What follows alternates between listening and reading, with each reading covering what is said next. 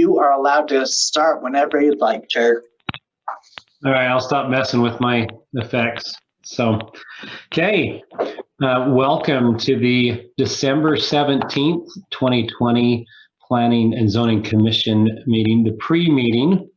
Here in attendance, we have myself, Scott Woodbury, who's the vice chair, but is acting as chair today. We have Chairman Phil Markham.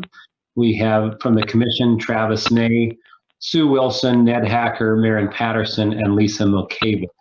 From staff, we have Jared Hall and Zach Smallwood. So looks like we have 9 items on the agenda today, but item number 5 was hold.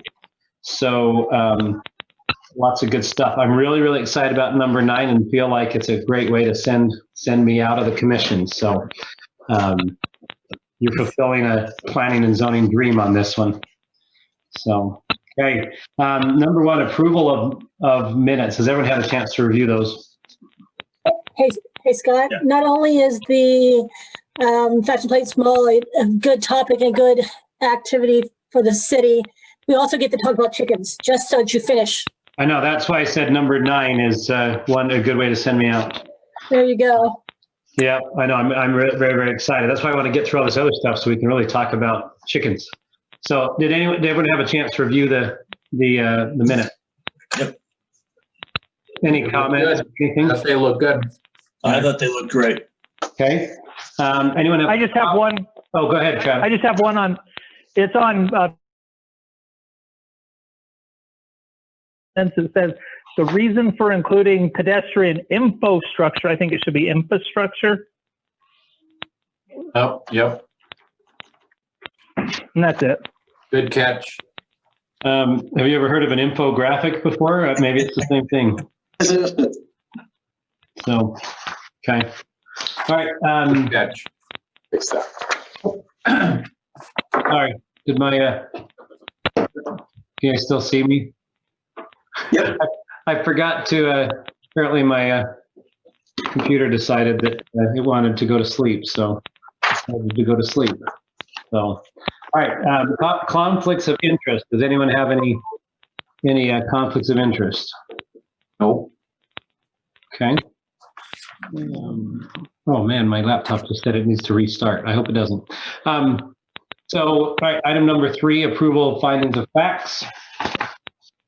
And it looks like we have one of them from Ryan Bierman, B&B Motors. Everyone have a chance to look at that? And I've got that ready to do the motion. Okay, good.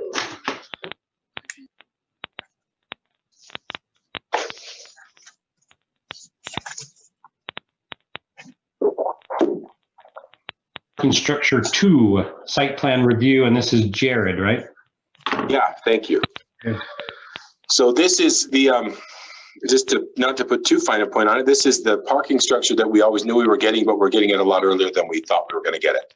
So it was included in the master plan for the Ascension project, the Center 53 project. It was meant to serve not only building 2, but a little bit of other load in the project, because there's a couple of parking structures now that serve a lot more than just their 2 buildings, or there will be when this one's up.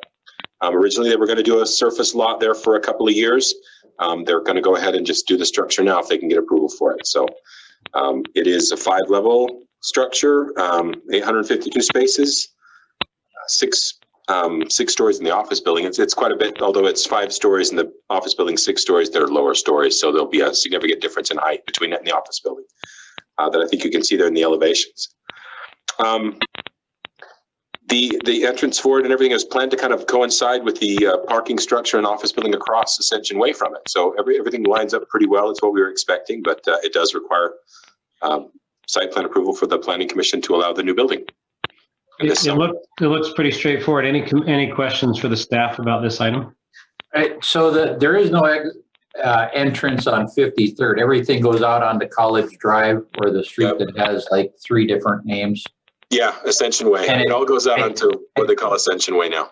I think it's the twin of the, I think it is 5 stories directly to the south. You can see it in the pictures. Yeah.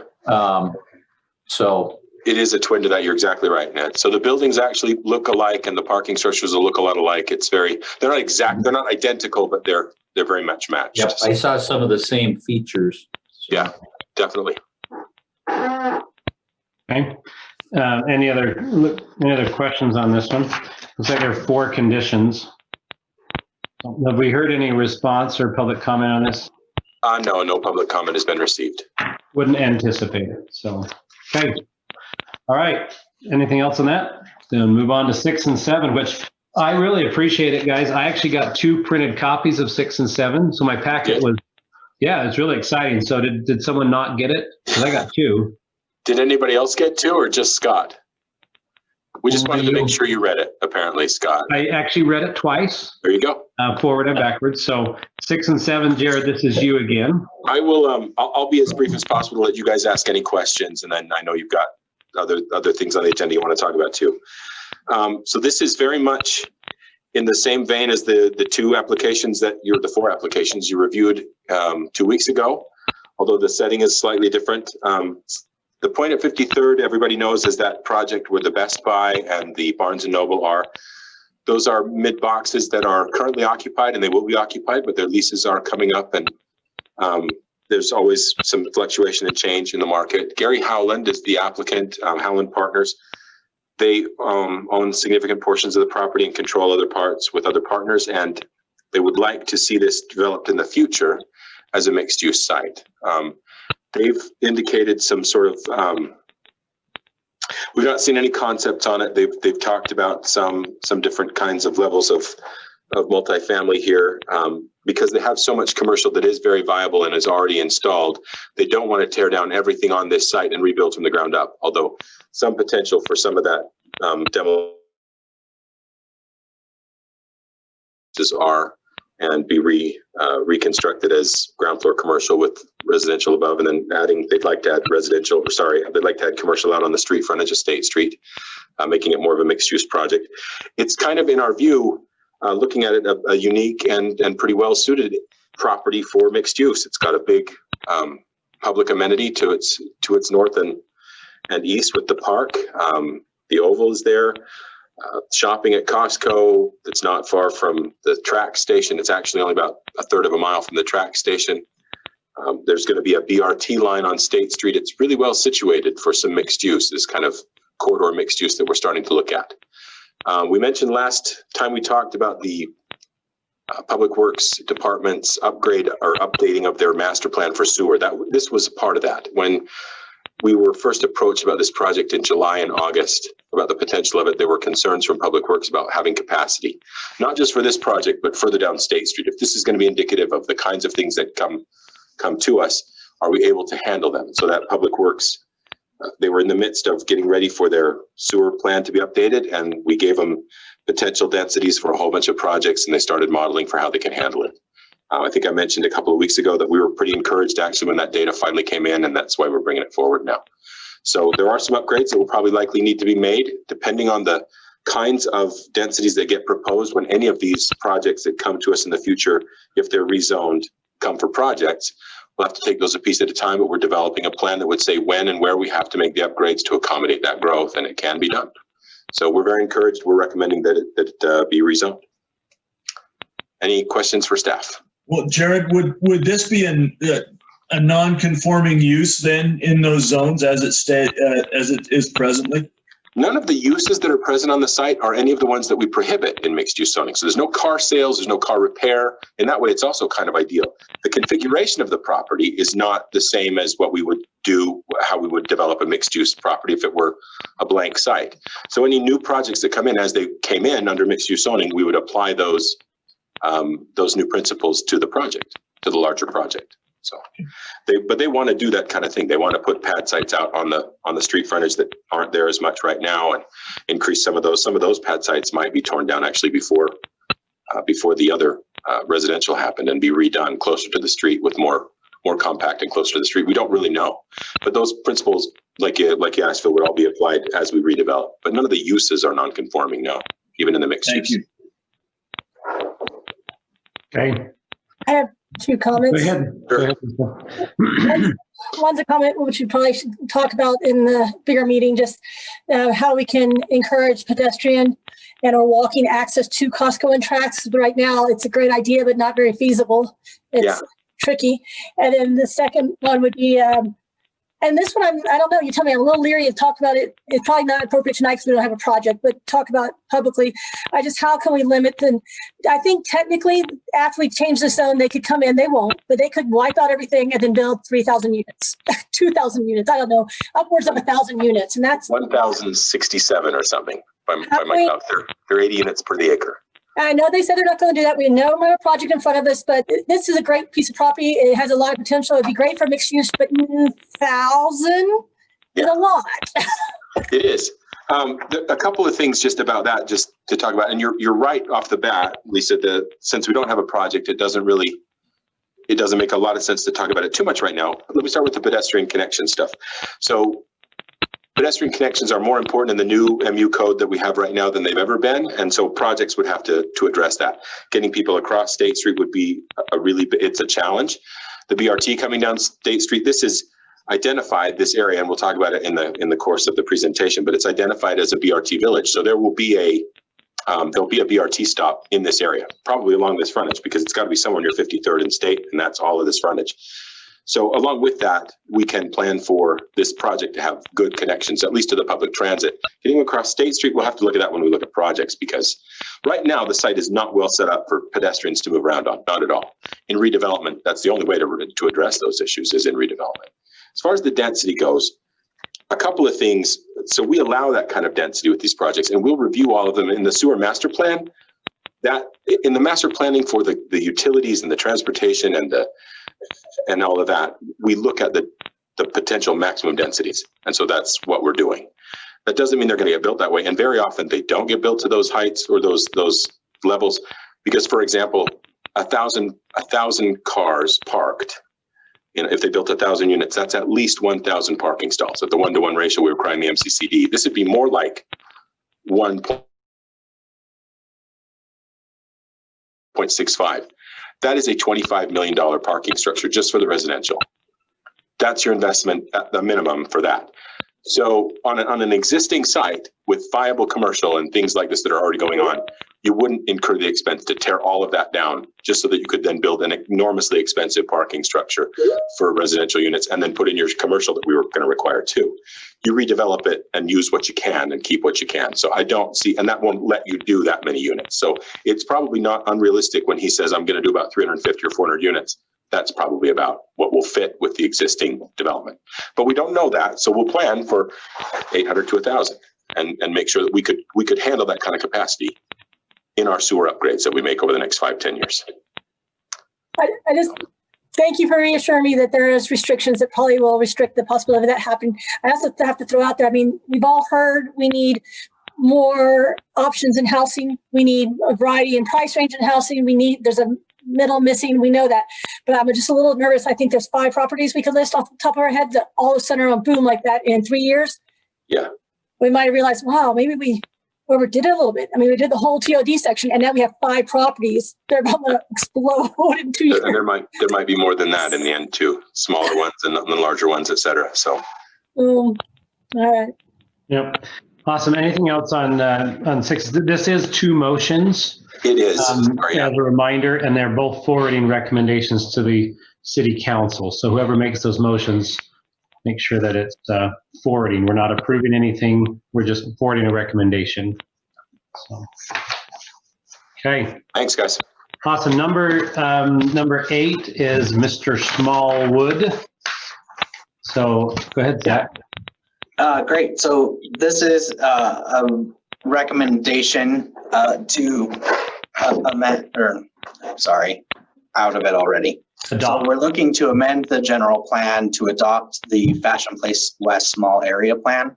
This has been a work in progress for about a year. If you remember, they came and presented to you in February, again in April, and then I believe again in July, I think, maybe.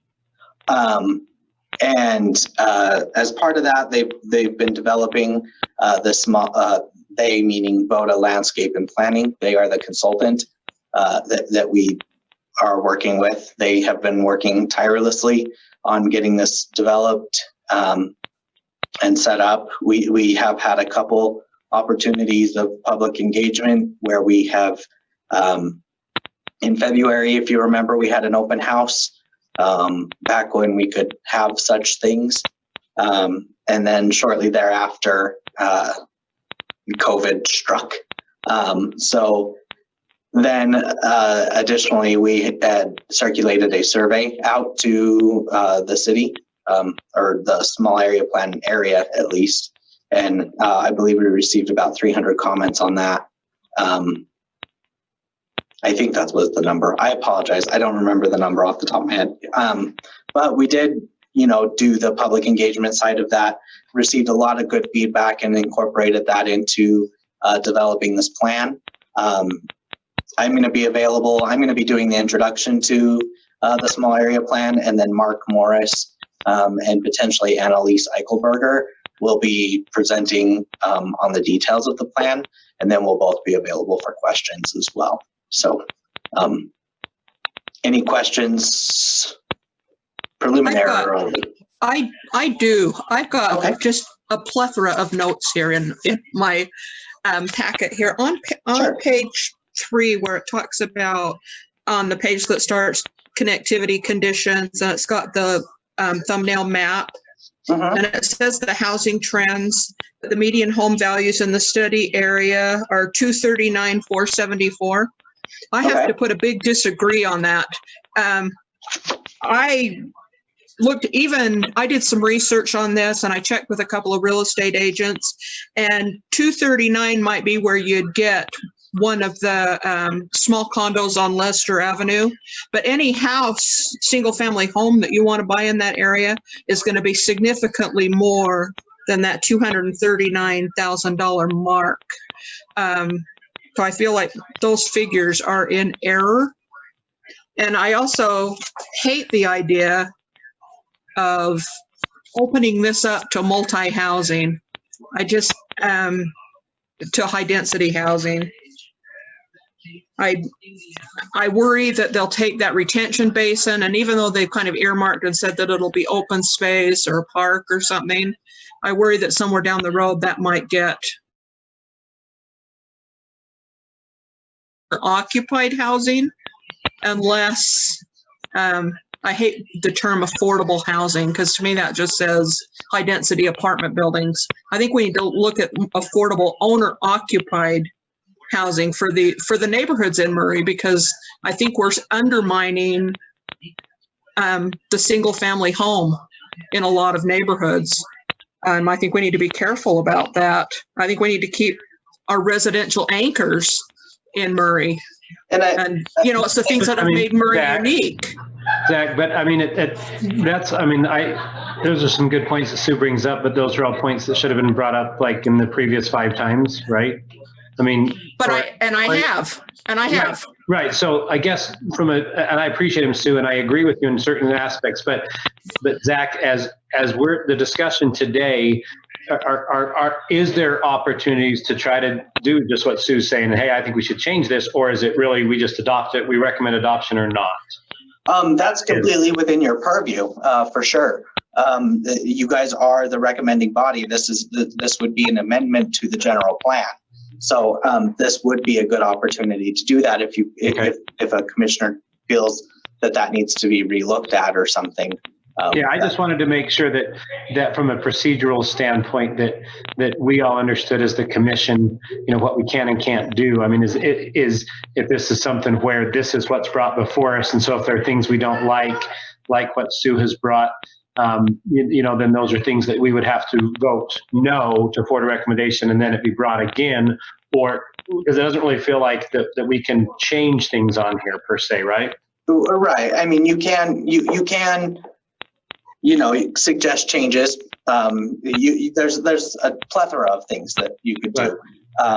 You could, if you would like, you can suggest additional edits or that we look at between now and city council, or you can recommend that we, take this back and reevaluate it before you even make a recommendation for it. So either of those options or again, you can recommend for it to move on. Any of those options are on the table for you. Okay. For sake of time, is it okay if we have that discussion in the main meeting? And then Sue, I think you said you had a plethora of items. Go ahead and bring those up in the meeting, and let's discuss them and have a healthy discussion on that. Does anyone else have anything specific about this that needs to be brought up in this pre-meeting? I just want to make sure Lisa, did you have a comment? I don't really think I have a comment, but that's a huge question. I mean, this is a huge packet. Well, it is, and it's been going on for a long time, and there's a lot of items in there. So, I mean, Sue, you're certainly welcome to run through your whole list. I think that is, and then we can have discussion on it. I know there was a question that came up on the Zoom, and that's something that we'll hopefully address in the main one. But I guess to that point, though, this is not definitive. It's a recommendation. It's a suggestion, and laws, ordinances, and things can be written. Zoning can be written and changed around it. It's not an ordinance, correct? Right. And it's important to remember that this, again, isn't a project. Projects will come in based on the guiding principles provided in here. So there's opportunity, to say, yes, it may be multifamily, but you can say, I don't think that fits with the neighborhood. So there certainly are other opportunities in the future, right, Zach? I mean, isn't that accurate? That's correct. Zach, is there anything else you want to address on this item? No, I don't think so. Okay. I know it's been a lot of work and been going on for a long time. So it's good. So, all right. Item number 9 is this will be Zach again. And Zach, it's awesome that you get to do this. But residential chicken keeping, a new ordinance allowing chickens. So tell us what you want us to know. Briefly, I'm just going to really, everything in your packet is pretty much what it needs, is what's there. So I tried to scale back what initially was proposed. The city council had denied the previous ordinance. So in the red line copy that you received in your packet was what was proposed to the city council and was ultimately denied. So earlier this year, the city council had asked us to look at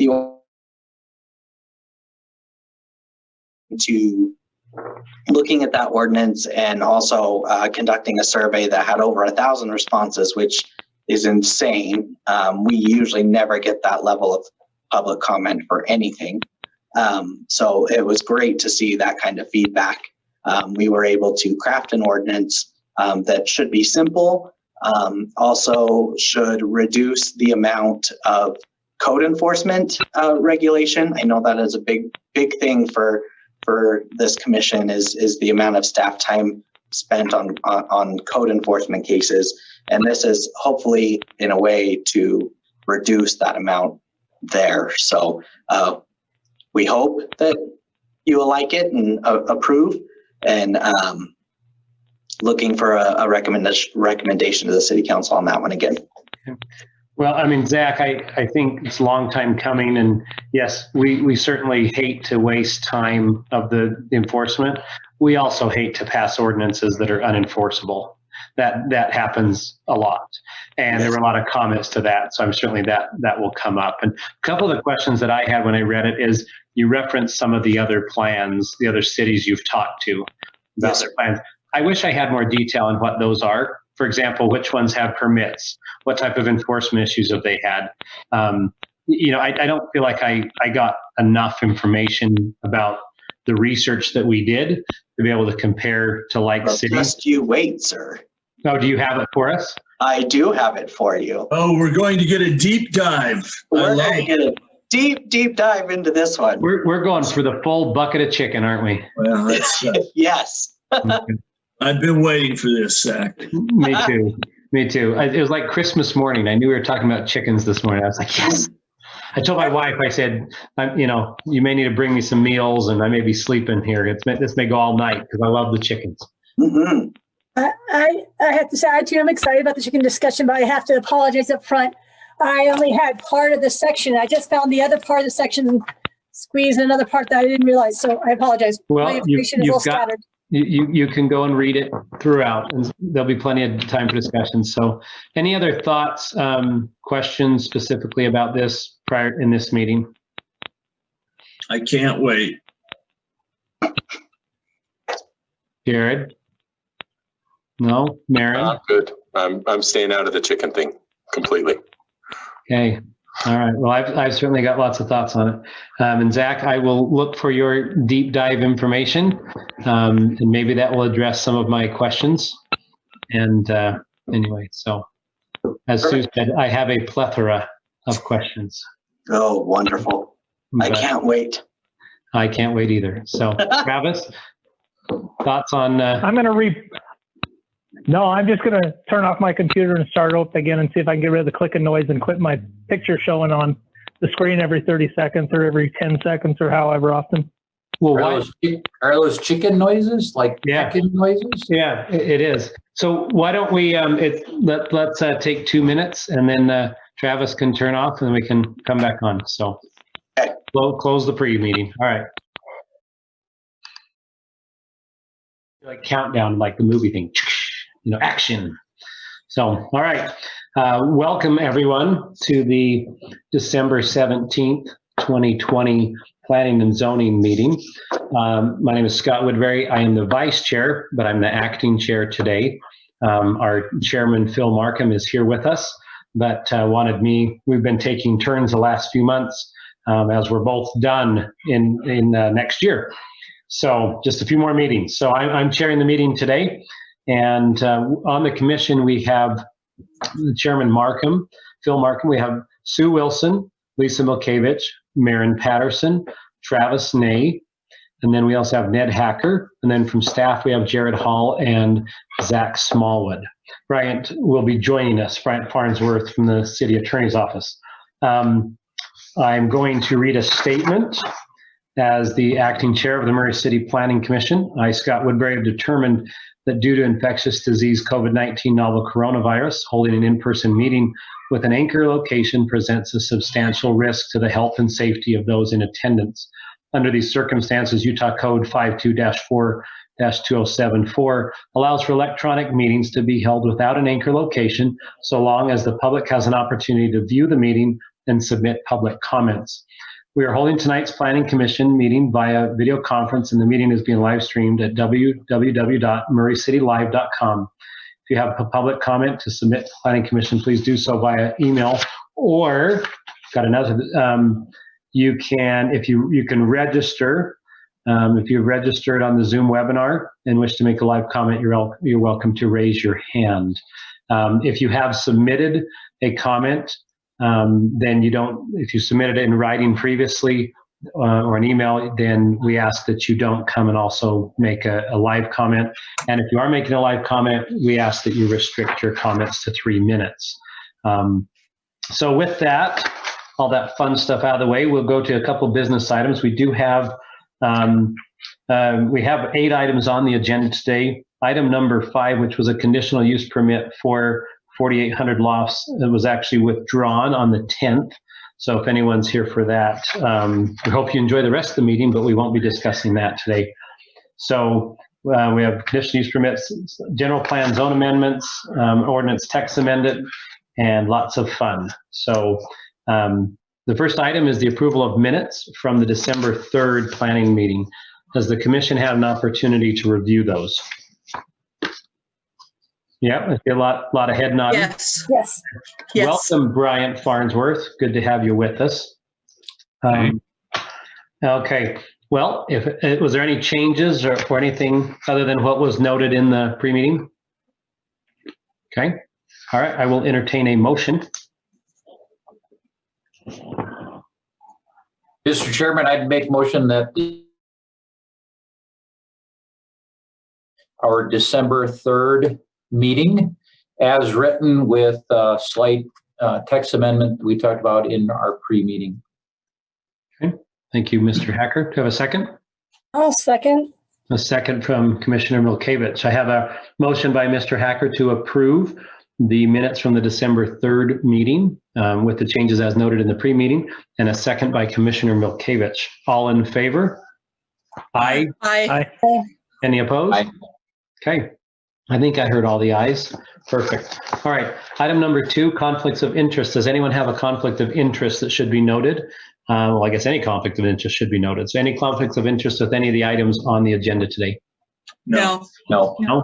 Okay, good. Good. We're moving right along. Okay, item number 3 is the approval of findings of fact.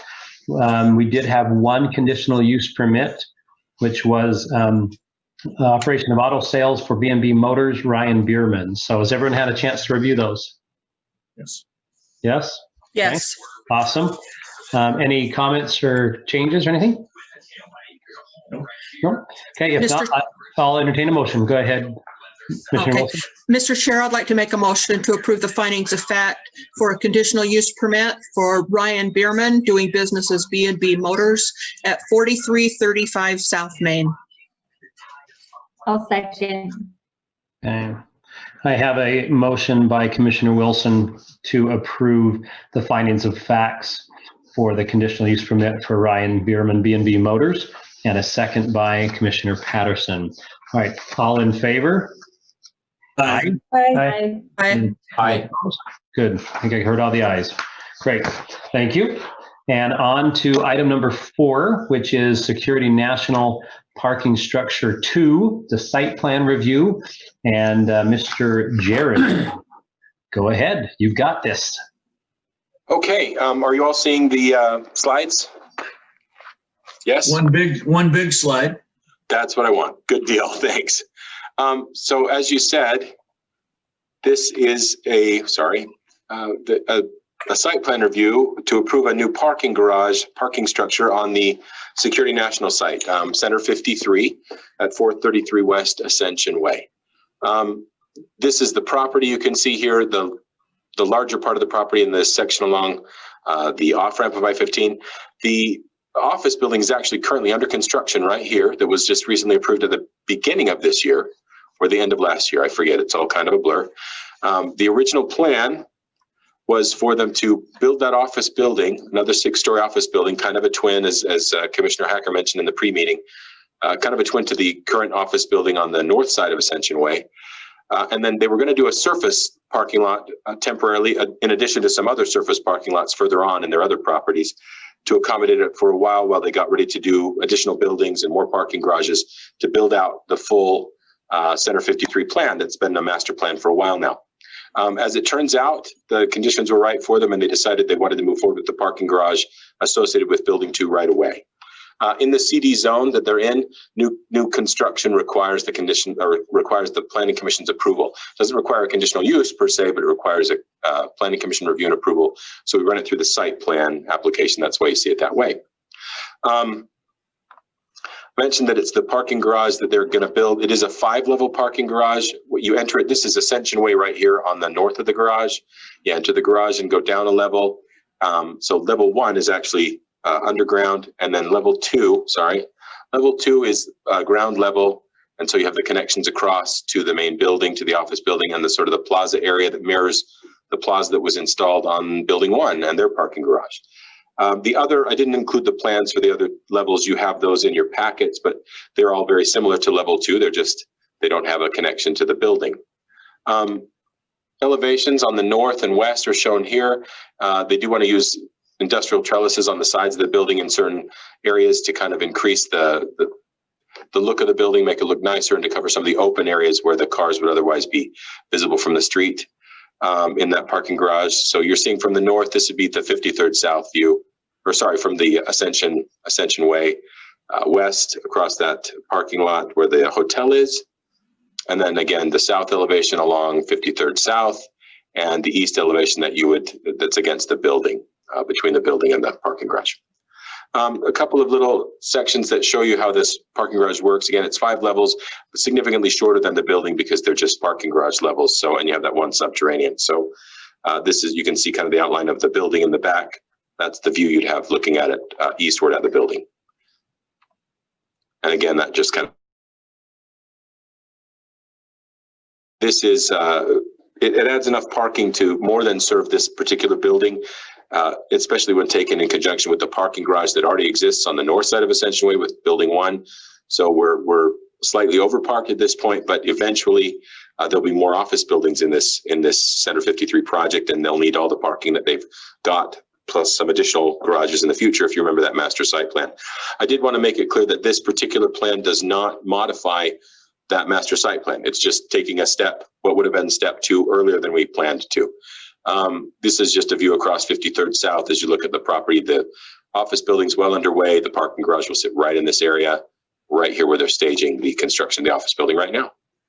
We are recommending that the Planning Commission approve the proposed parking garage. It does have a few impacts to the current civil site plans that are in place, that were in place to do the surface parking lot. Those will need to be modified a little bit more. They're working with the engineers to do that. It does need to meet the standards for fire protection, et cetera, and oil and water separators, things like that.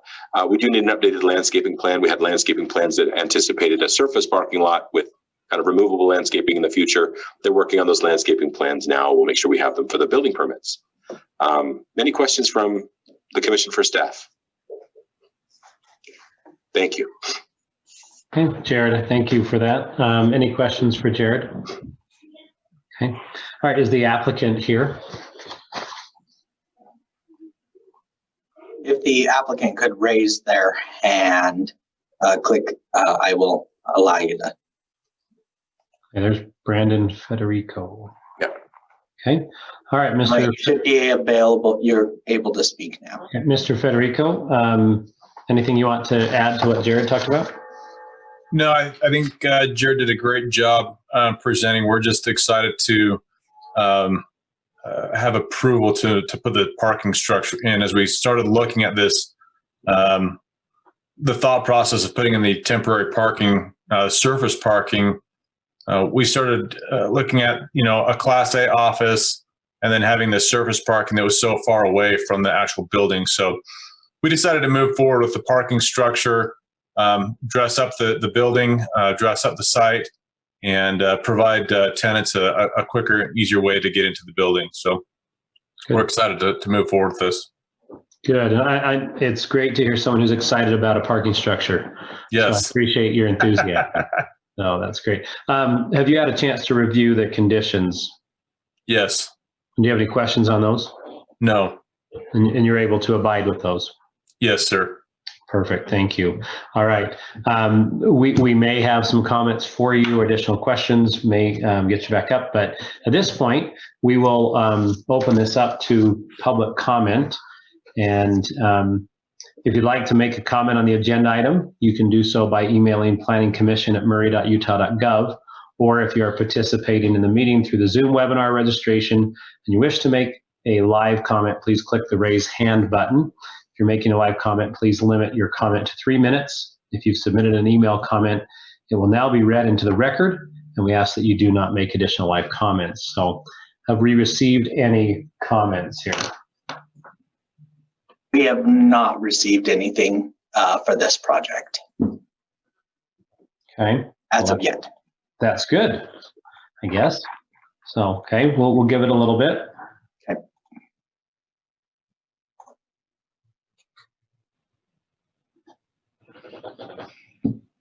Okay. All right. Any comments? No. Okay. Okay. Well, you tell me when you feel like we've given enough time for people to comment on a parking garage. So. I think this one, I think you'd be okay. Okay. Yeah. All right. Then I will close the public comment portion of this meeting, and I'll bring it to the commission for a discussion or for a motion if anyone sees fit. Mr. Chair, I'd like to make a motion that the Planning Commission approve the proposed modifications to the building and properties located. Oh, wait, sorry. At The parking structure, yeah, located at 433 West Ascension Way, subject to the 4 conditions. Thank you. And I second that motion, Mr. Chair. Okay. All right. I have a motion by Commissioner Patterson to approve the proposed modifications to the buildings and the properties located at 284 and 296. Did I read it wrong? Nope. It's actually 433 West Ascension Way. It's wrong in the report. Yeah. Man, Sorry. when I got on my, okay, so I have a motion by Commissioner Patterson to approve the proposed modifications to the buildings located at 433 West Ascension Way, subject to conditions 1 through 4, with a second by Commissioner Milkavit. So, okay, Jared? That work. Miss Patterson, Yeah. Miss Milkevich, Yes. Mr. Woodbury. I'm the chair. You want to call me last? Don't you have to do me last Oh, because I'm the I chair? meant Mr. Markham. I'm sorry. Well, I know, we look the same. Yes, yes. Mr. Hacker. You only look the same when you have a mustache. Yes. That's true. That's true. Mr. Nay, Yes.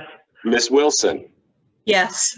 and Mr. Woodbury, Yes. if you please. Thank you very much. All right, thank you. And Mr. Federico, good luck with your parking garage. I drive past that almost every day, and it's fun to see. My kid loves the crane, so hopefully you'll have another crane there to keep my 8-year-old entertained. So thank you. We will have another crane there, so Awesome. hopefully he'll enjoy that. I will tell him that. Thank you, and have a happy holidays. So Thank you. All right. Item number, the next one. So again, a reminder, the conditional use permit number 5 that was on the agenda was pulled on the 10th, removed from the agenda as it says. Perfect. So we're on to items number 6 and 7, which will be handled at the same time and as a general plan and a zone map amendment for Howland Partners. So this is Jared. We will turn it to you. Thank you.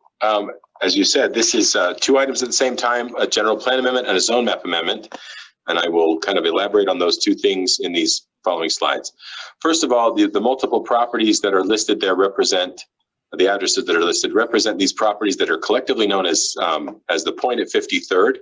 You can see Murray Park to the east here. This is Best Buy, Barnes and Noble. There's some office space here as well, and some pad retail and strip retail along here, and the commercial parking out front. It is all located in the CD zone currently, and the request is to change the CD zoning of these properties to mixed use zoning, MU zoning. The general plan right now for the properties, I'm going to skip ahead a slide to show that. Well, I'll just tell you. The general plan right now shows them in what's called general commercial. And in order to support the mixed use zone that they've requested, we would want to modify the general plan's future land use map to reflect mixed use category as well to support that. So as I said, it's kind of in the middle of CD zoning right now. The properties are all zoned CD. This is the Costco, just to put it kind of in context for you. The Costco, the hospital, the IMC is right here. The track station and front runner station, Murray Central, is right here across those parking lots. The center of the city, the MCCD zoning, is all to the north, and then Murray Park to the east. South across 53rd South is where we have under construction the Town Place Suites Hotel and the Abington Assisted Living Center and some pad sites, and the city library is there. So just to kind of put it in the place that it's in the valley, State Street, again, 36,000 vehicles a day, I believe, right now.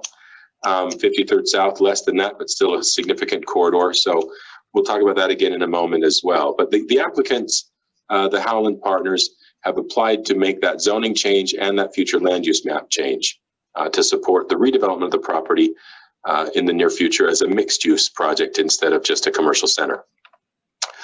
Some differences that we talked about at length in the previous meetings that we've had have to do with the uses that are allowed in the mixed use zone versus the CD zone. But and we'll go through those as we did last time, just for the record.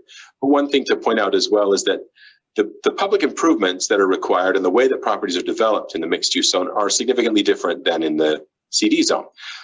In this slide, you can see a photograph of the property itself, Barnes and Noble and Best Buy right here. The parking in the front between the buildings and the street, we don't do that in mixed use zoning. We like there to be buildings between the street, or at least 50 to 80% of the frontage of the street to have buildings instead of parking between buildings and street. And the sidewalk out here on State Street, it's 4.5 foot sidewalk and a 4.5 foot park strip. It varies in different places on State Street. In the mixed use zone that you see on the right, this is Vine Street and the EMI office building. That's the 8 foot sidewalk and 7 foot park strips. Or sorry, I reverse that all the time. 7 foot sidewalk and 8 foot park strips developed there to give kind of a better pedestrian feel. And again, you see that it's closer to the street. It's all oriented toward making the pedestrian experience more enjoyable. I was going to, if it's okay with the commission and the chair, I was going to do what we did last meeting and read through the different uses that are allowed in the different two zones, the proposed and the existing and proposed. I would very much appreciate that, Mr. Hall. You are welcome to proceed. Okay, well, here you go. Merry Christmas early then. The existing CD zone permitted uses are allowed that include hotels, retail stores, restaurants, grocery stores, funeral homes, assisted living facilities, beauty salons, personal and business services and professional services, entertainment and sports, contractors, vehicle sales, rental and repairs, convenience stores and gas stations, and athletic clubs. There are no residential uses that are allowed in the CD zone that you see here that exists. In the MU zone, permitted and conditional uses include a lot of the same things: hotels, department stores, restaurants, grocery stores, funeral homes, assisted living facilities, beauty salons, personal business and professional services, entertainment and sports, contractors in some forms, limited forms with only indoor storage, manufacturing, wholesale trade, also with restrictions. Multifamily residential uses like townhomes and apartments and condominiums are allowed with conditional use permit approval from the Planning Commission. They're only allowed in mixed use projects, so there are requirements for some commercial development as well. Significantly, there are no auto-oriented uses allowed in the mixed use zone. Car lots for sale, car repair shops, that kind of thing are not allowed. Gas stations, not allowed. Convenience stores, yes. Gas service stations, no. Commissioner Markham wondered during the pre-meeting as well, and I thought I'd bring it up now at this point because it makes a lot of sense. If the uses that are on this site as it exists would be non-conforming if we change the zoning to mixed use, and the answer is no. All the kinds of uses that are there, retail, office, restaurants, personal services, business services, those are all allowable. There are no car lots or anything existing on the property currently. There's no contractors' yards or things like that, so it would all be conforming to the mixed use zone in terms of its use. Its development is different. There is actually a parking structure on the property as well, but a majority of the parking is surface parking, and the larger buildings are away from the street. We would see some of that change in redevelopment of the property with more proximity to the street for buildings, et cetera, and the different improvements, but the uses are all conforming. I wanted to talk about the general plan considerations that we took into account when we considered this application, and then we'll try to leave you plenty of time to ask questions. As we said, the future land use map we mentioned is up for, has a requested change as well. This is a section from that future land use map. It does look a lot like a zoning map. It is not a zoning map. These are the future land use categories that have been assigned to the properties in the city that are supposed to dictate or help us look at what kinds of zone changes or different uses we would consider.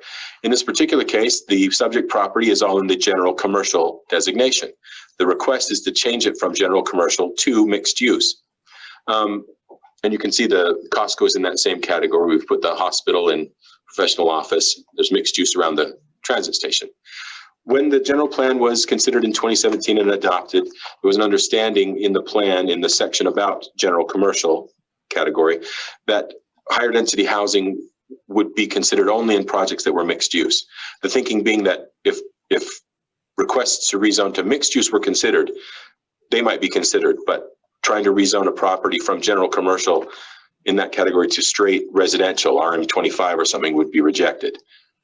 So it does support in its own way this change to mixed use. Also, statement directly from the purpose of the mixed use designation. It's intended for areas near, in, and along centers and corridors and near transit stations. Again, it's about 1/3 of a mile from the tracks and Frontrunner Station at Murray Central, close enough to have an impact or be impacted by that proximity to the station. And it is along very intense corridors for transportation. Following up on that, on the right, you can see the the mapping from this general plan that identified areas that we should further study as a commission, as a city moving forward. And 53rd South and State Street, where this property is located, is a BRT station village. We've already looked at the Murray Central Station small area plan that you can see just to the west of it, but this particular intersection as well was identified as a station area. So the bus rapid transit planning for State Street is moving ahead. Within several years, there will be a bus rapid transit route along State Street and carrying a lot of passengers. And this station area, village area, should see impacts from that. A mixed use development makes more sense and will respond better to that BRT line than the current simple commercial zoning.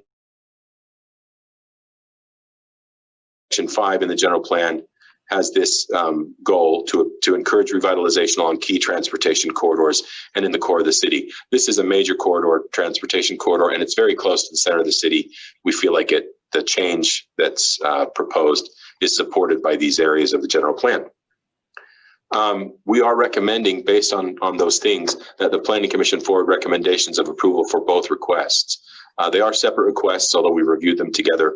So if you're making a recommendation tonight or making a motion tonight, we do need two separate motions. Do you have any questions for staff at this point? Any questions?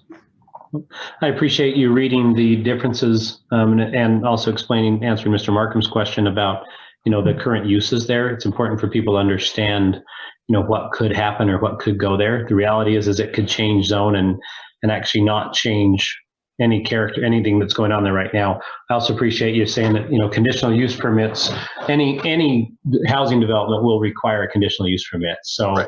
It's not like that the zoning would change and then all of a sudden you'd see a huge, residents going in. It would have to go through the process and the Planning Commission and approvals as well. So that's right. Absolutely. Thank you for that. Is the applicant with us? If the applicant could, thank you very much. Mr. Howland, how are you today? He's on mute. So, can you hear me now? We can, Mr. Howland. How are you? I'm doing great. Thank you very much. Good. Do you have anything to add to what Jared talked about? No.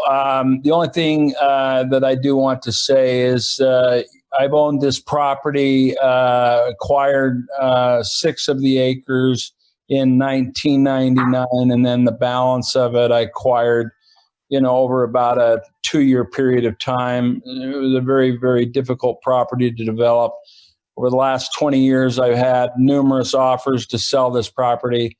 Have absolutely no desire to sell this property ever. My intent is to really go in and give it a complete facelift and allow it to change with the changing market conditions. And we're very excited, when we get the opportunity to show you what our plans are for this project. I heard in the pre-meeting some of the questions that they were concerned about. I won't bring those up, but want to alleviate the concerns that were brought up on what could happen. That is certainly not our intent. This is I grew up in Murray. My kids grew up in Murray, and this is something that we intend to keep forever. And the plans that we have for it is only going to make this project, better than it already is. So we've owned this, like I say, since 2002. Our average occupancy since 2002 has been 98%. And even with COVID-19, we've had very little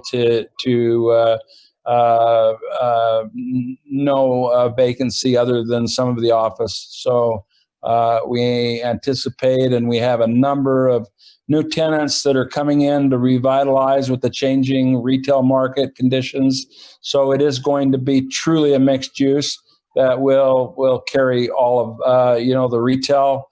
A lot of it that's there, new retail that's there, as well as a housing component. So. Perfect. Thank you, Mr. Howland. We appreciate that. And we also appreciate not going into what may or may be proposed there. As a reminder to the public watching and also to the commission, as we are aware, is the item before us is not actually a specific project, but is for a land use and a general map, adjustment there. So there's not a specific, project that would need to be discussed. So thank you for not bringing that up, because that is not part of the factor at this time. So any questions for the applicant from the commission? Okay. All right, Mr. Howland, we may have some additional comments based on public comment. Jared, did we receive any public comment on this prior to the meeting? We did receive one public comment. Zach, did you want to read it? Do you have it queued up? Let me open the public comment first. Excited. I know you're excited, and I appreciate it. Christmas is next week, Jared. You'll be okay. You can get through. I will now open up the public comment portion of this item. And if you'd like to make a comment on this agenda item, you may do so by emailing planningcommission@murray.utah.gov. Or if you are participating on the meeting through Zoom webinar registration and you wish to make a live comment, please limit your comments to 3 minutes. If you have submitted an email comment, it will now be read into the record, and we ask that you do not make an additional live comment. So now you may read it into the record, Mr. Smallwood. Thank you, Commissioner Woodbury. I appreciate that. So this is from Joseph Silverzwig. I apologize for butchering the name. It says, "Dear Commission, I want to make comments in support of the development plans in these items, as they are parts of the city I live near and frequent. Point at 53rd, a mixed-use development in this location will create a walkable, entertaining community space, as well as provide convenient housing for Murray's employment hub. And I'm confident that we can adjust to the stress on our sewer and transportation infrastructure. Hoping to see this zoning change approved and for the developer to take advantage of the possibilities." I have a question for Jared real quick. Should I read the entire comment? The other part of the comment is related to another project, right? Right. We can wait. I'll come and get it from you and read it in the other. We'll read it again, that section for the other project. Okay. Then that's all. That was the rest of his comment pertaining to this project. Signed, Joe Silverzwig, Murray resident. Thank you, Mr. Smallwood. And have we had any public comment come in so far? Or anyone raise their hand wanting to speak on this item?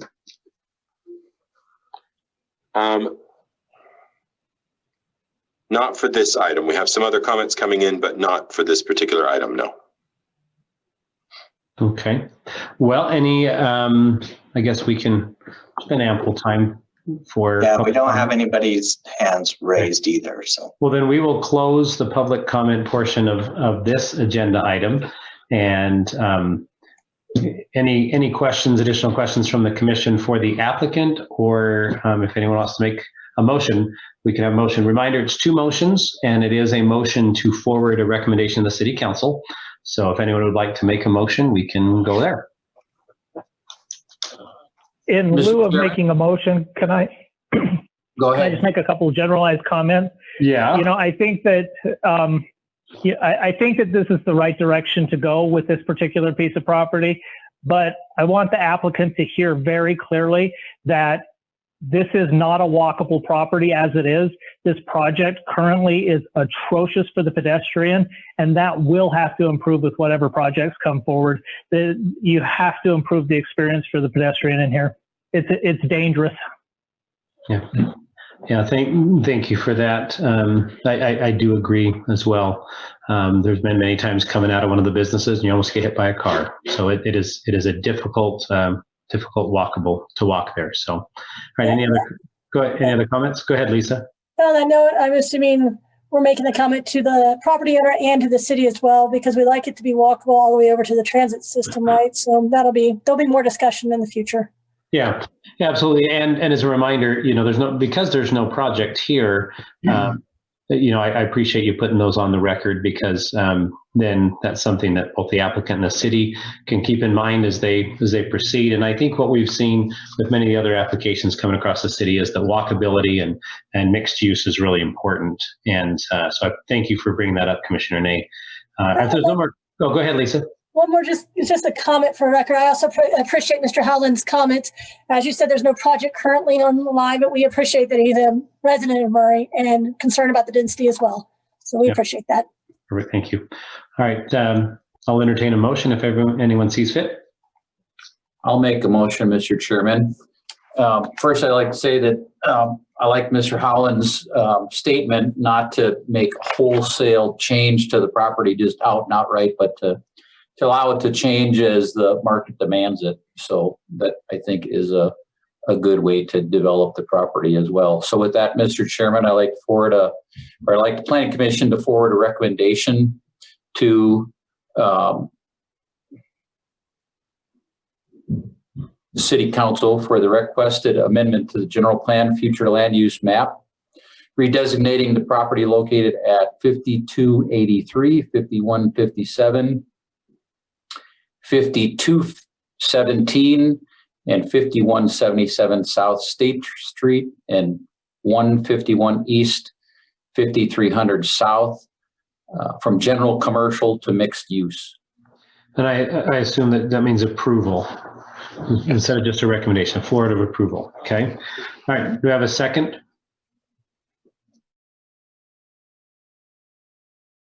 A motion by Commissioner Hacker to forward a recommendation of approval to the City Council for the requested amendment to the general plan future land use map, redesignating the property located at 5283, 5157, 5217, and 5177 South State Street, and 151 East, 5300 South from general commercial to mixed use, and a second by Commissioner Markham. All right. Mr. Hall. Thank you. Mr. Hacker. Yes. Mr. Markham. Yes. Mr. Ney. Yes. Ms. Milkevich. Yes. Ms. Patterson. Yes. Ms. Wilson. Yes. And Mr. Woodbury. Yes. All right, Thank you. Mr. Howland, the first one passes, at least from here as a recommendation. The City Council will be bringing that up at a future date. Now, the second item, which is to request to amend the Murray City zoning map, I will entertain a motion or any comments.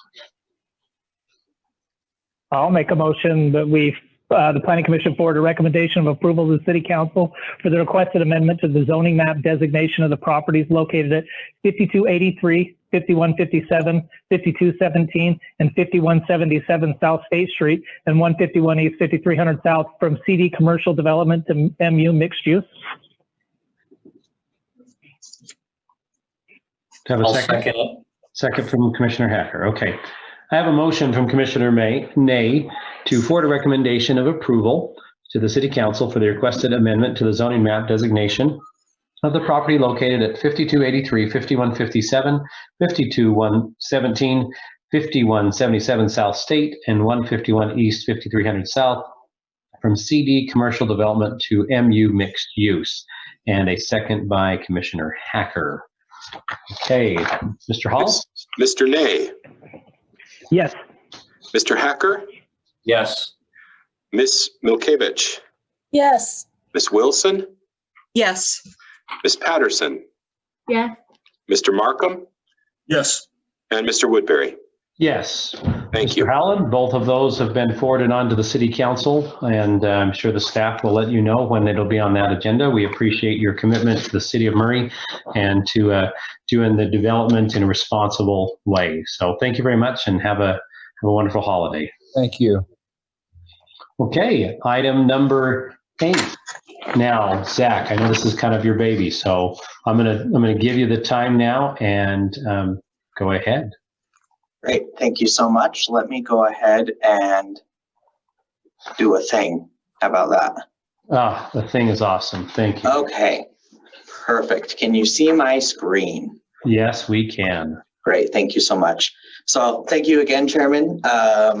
So this is a request to amend the general plan and to adopt the small area plan for the Fashion Place West small area plan. It encompasses roughly 6100 South to 6790 South and I-15 to State Street.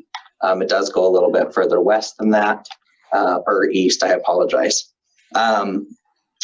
So I wanted to kind of introduce the project by saying the 2017 Murray City general plan does call for certain aspects or certain areas to be further researched and developed.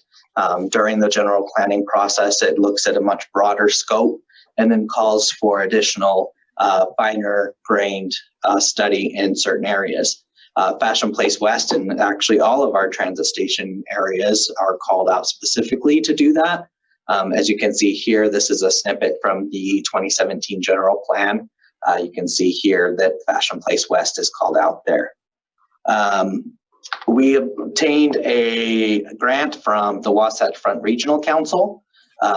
They're part of their Transportation and Land Use Connection program that you can see here, is a partnership between the three agencies below: Salt Lake County, the Utah Department of Transportation, and the Utah Transit Authority. All work to provide technical assistance to local communities to help achieve their goals. So this program will actually allow for small area planning projects. It helps in code development, things like that. So it was nice that we were able to obtain funding to look into this a little bit further. As part of that, we went through a request for proposals process, which looks at I apologize, I'm trying to move things around and talk and do everything at the same time. So it allows for us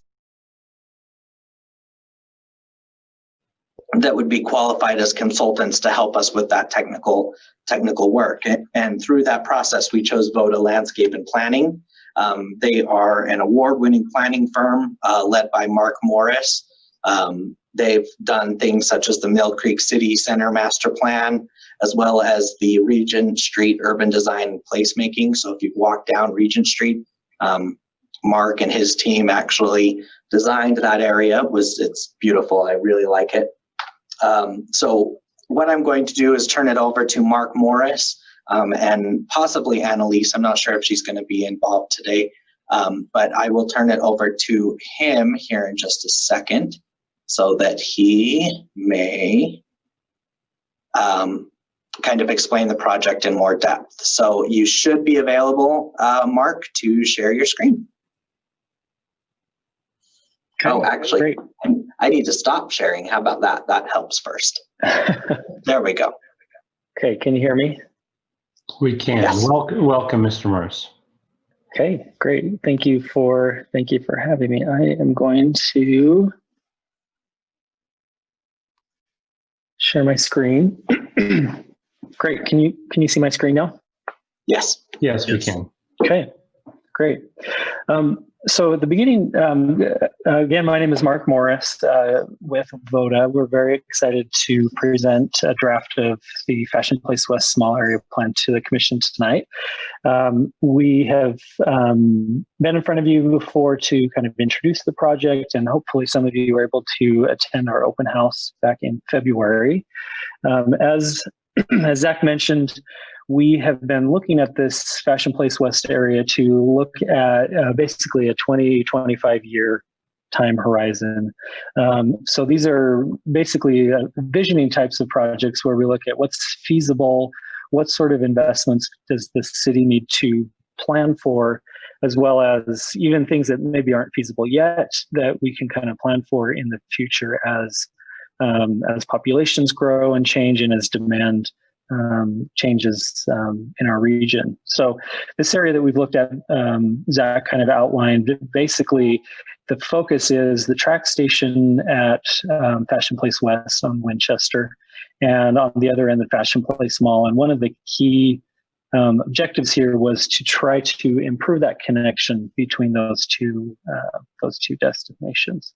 So the document itself, we kind of focus on a few key pieces. And so in the draft you may have seen, we have basically an introduction section, existing conditions, where we look at what does this neighborhood and Murray City broadly look like in 2020, and then looking forward into the future on issues of housing, issues of connectivity, and then the last section of the document itself, design guidelines to determine what sort of things can the city require to improve the walkability and the quality of that connection between the track station and the mall site itself. The appendix of the document, I'll mention a few pieces in that appendix, but those are basically some supporting information for the draft of the document itself. So during the process, we established the following goals for this area. Number one, to strengthen relationships between the track station and the Fashion Place Mall. Anyone who has gotten off the tracks station and walked from there to the mall site will know that there's a lot of room for improvement there. Second, to improve connectivity for the entire neighborhood so that the neighborhood surrounding it has better connection points with the two interstates cutting through the neighborhood. Those are some big connectivity gaps to try to fill. Third, improve overall neighborhood quality. So what types of investments should the city be planning for to improve the quality of the neighborhood itself? And then the last, promote transit use and active transportation. So the WFRC and UDOT and UTA, all of those entities are looking at how do we build transit supportive densities around the transit network that we have, which we're seeing broadly across the system, of course. As part of this project, public outreach efforts, in February, we held an open house on the days when we could do such a thing, and basically invited the community to come in and provide input on sort of long-range vision for the neighborhood. What they see the city providing to make change in the neighborhood. We had intended initially to have a second open house in the summer. Because of changes around COVID, we went with more virtual online survey option to query the neighborhood on basically some initial concepts that the team and staff had developed over the months that we were working through. So I'll give you just a snapshot of a couple items. I'm not going to go through the whole document, obviously, but just to kind of give you a little bit of kind of high-level findings and recommendations. With the housing section, as you know, housing is going to be an issue for the Wasatch Front for the foreseeable future. When we look at numbers like you see at the top there, that the income needed to buy a $400,000 home in Salt Lake County this year in 2020, $65,000 to $78,000 a year. That number, 400,000 is approximately, median home price for the county. That number will probably double in the next 20 years, where the median price of a home in Salt Lake County is closer to $800,000. So you can imagine that income is not going to keep up with that. And so the one thing the city can do is to help with supply and to build more housing in key areas such as the Fashion Place West neighborhood.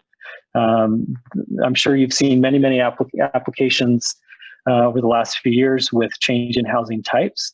And so with this study, we're looking at how do we make sure that the context is really defining what types of housing is built in these neighborhoods. So the other key housing piece that I'll mention is looking at life cycle housing. The idea that we need different housing types at different parts of our lives, making sure that housing is available in every neighborhood. So if you have a strong social network in your neighborhood, your housing needs change.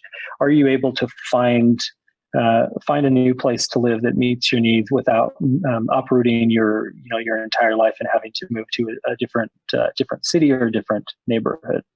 So with that concept, what we tried to look at was really dividing up the area into sub areas where different housing types would be appropriate in some of these sub areas and would be, others might be inappropriate. So the largest amount of neighborhoods surrounding Fashion Place West area, the yellow area you see there. These are primarily single-family neighborhoods. There's a couple developments that are apartments and condo developments. Those two neighborhoods really, we're going to see very little change. Those neighborhoods, as you know, don't have a lot of available land or desire for change. And so with each of these sub areas, we wanted to make clear what types of housing would be appropriate. That context really should drive what's recommended in those areas. So in the document itself, we've got each of those sub areas called out. So each of those four, those established residential in the upper left, where you might see some ADU types of development where someone might be building a mother-in-law unit in the backyard or in the basement. Sub area 2 really is that strip along State Street and the Fashion Place mall site, where you're would see more mixed use types of development, where higher density stacked flat types of housing would be more appropriate. Sub area 3, closer to the track station itself, you might see something, transit-oriented mixed use. You might see some walk-up townhomes or mid-rise types of residential. That land, clearly more, there might be more demand for commercial uses, but trying to mix in some housing there if possible. And then the sub area 4, you see the light industrial areas on the west side of the rail line, kind of sandwiched between the rail and the freeway, where you'd see kind of a jobs and housing mixed use, where you'd see some mid-rise types of developments. Again, mixing in types and uses there on that west side. So again, looking at context before we make decisions based on what we're seeing happening around the region. Priorities and strategies, basically steps that the city would need to kind of set in motion. Some of these are short-term things that the city could start immediately. Some are medium-term, and some are quite long-term, things that are going to have kind of a long fuse in order to get them going. Again, looking at a time horizon of 20 or 25 years, some things, if it takes 10 years to get started, the sooner that 10-year time frame starts, the better off the city will be. Connectivity analysis, again, that was a big piece of this. We worked with Fair and Peers transportation consultants to look at all modes of transportation. This was not a full traffic study of State Street or Winchester, but really looking at what types of gaps or challenges to the connectivity network are there, and what sort of things need to be invested in. So that walkability, investment in pedestrian infrastructure, bicycle infrastructure. There's parts of the neighborhood that have good infrastructure for those modes, and then large gaps where the infrastructure really falls off and needs some investment. So as development comes in, making sure that developers and builders are adding to and improving that network and the quality of those connections wherever possible. So again, with the connectivity section of the document as well, there's some recommendations and kind of identified needs. We worked with UDOT and UTA to kind of understand their constraints and kind of their plans as well. They clearly want more connections to their service as well. And so again, how do we work in tandem with these entities as a city in order to improve those connectivity challenges? The design guidelines section broken down into kind of key urban design elements that the city could look at adopting some kind of overlay or similar to a TOD zone, where the building placement and the quality of the pedestrian space is really highlighted as development hopefully comes in along Winchester. That each new development is incrementally improving that experience from from the track station to the mall site. So in there, I think we've got maybe 10 or 12 of these categories of just types of architectural or site urban design requirements that the city should consider.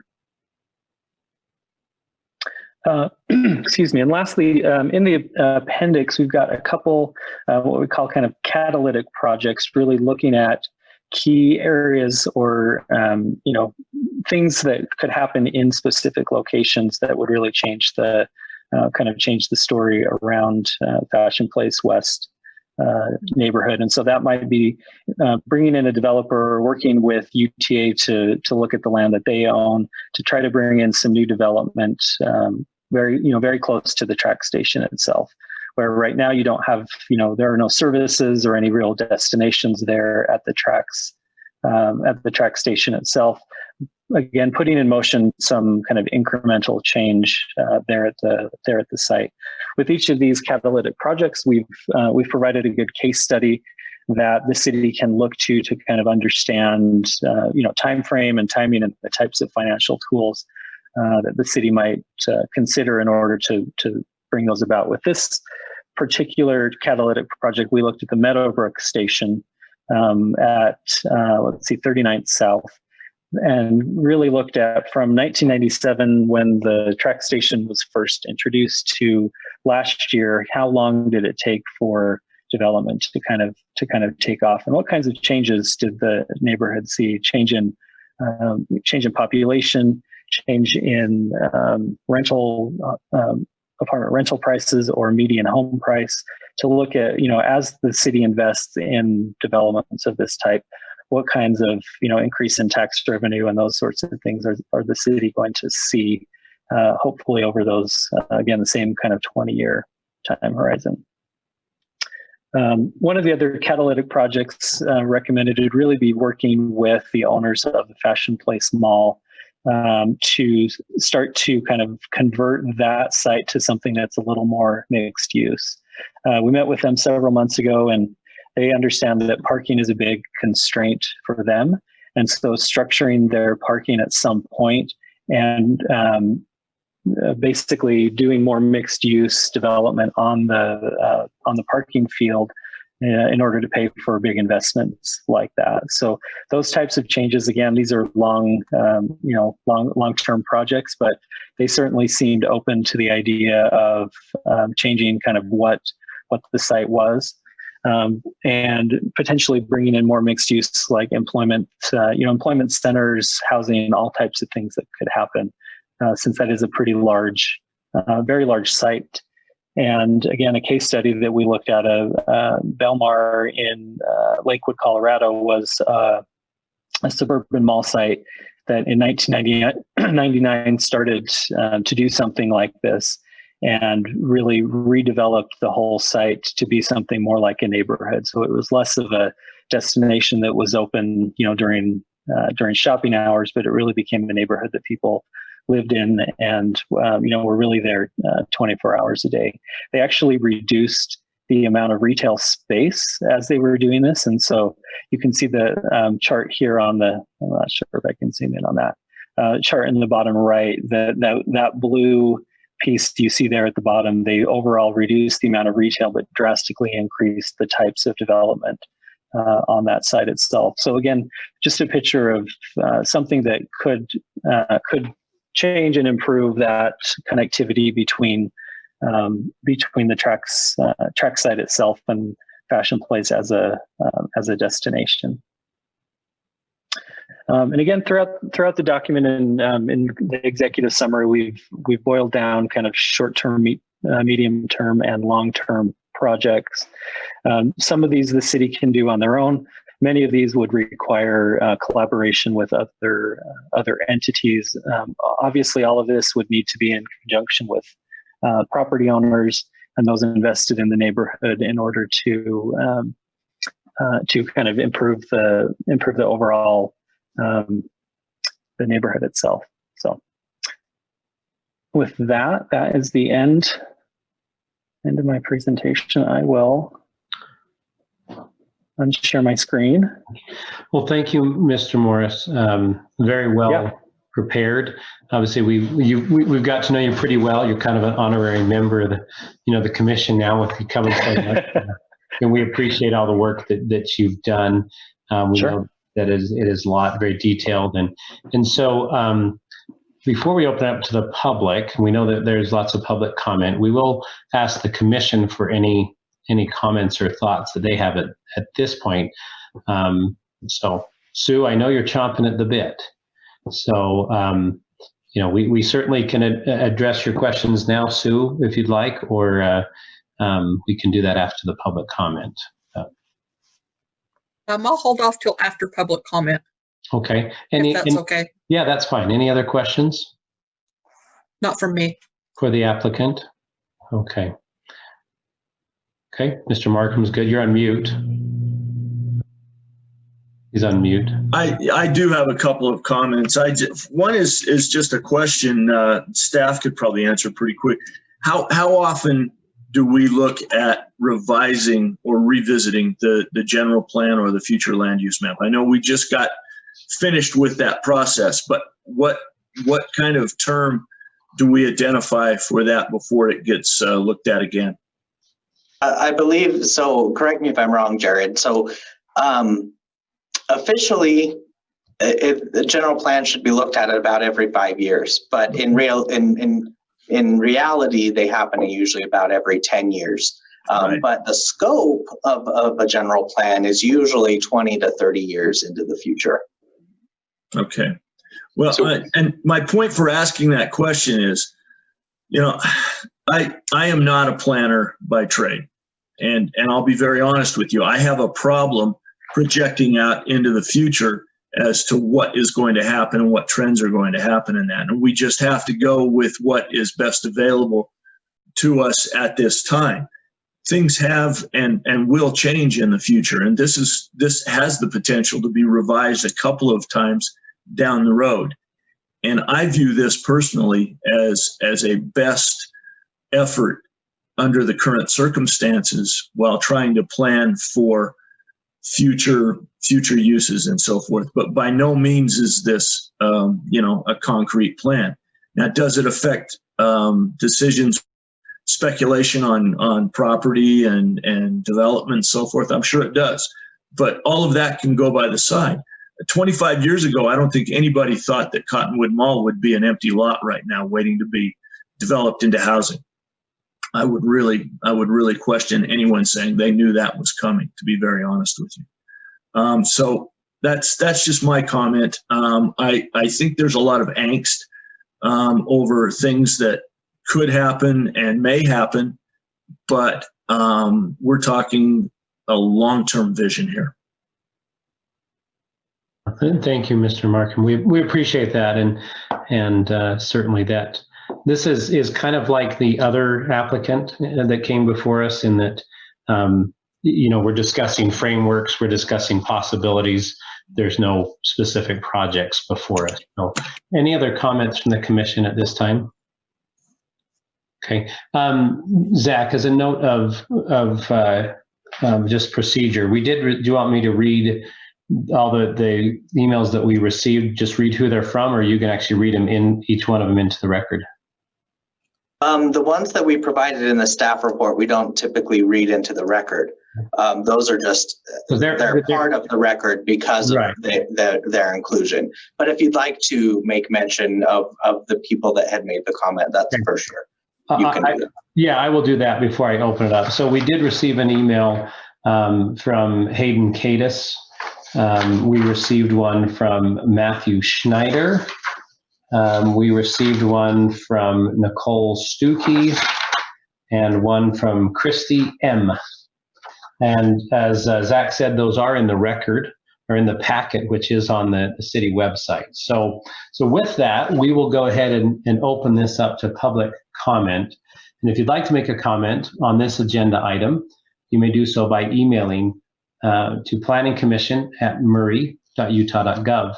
Or if you're participating in the meeting through Zoom webinar registration and you wish to make a live comment, please click the raise hand button. If you are making a live comment, please limit your comments to 3 minutes. If you've submitted an email comment, it will now be read into the record. And we ask that you do not make additional live comments. So with that, we will open it up to the public. So Zach, this is your show. So we did receive a few emails prior to the packets going out. So Jared is going to be so gracious as to read those with much gusto. Nice. The melodious tones of Jared Hall. I can't really follow that intro, but I'm going to go for it the best I can.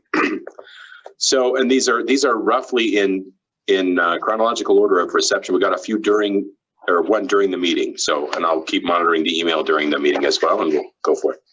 This first one is from Madison Smith.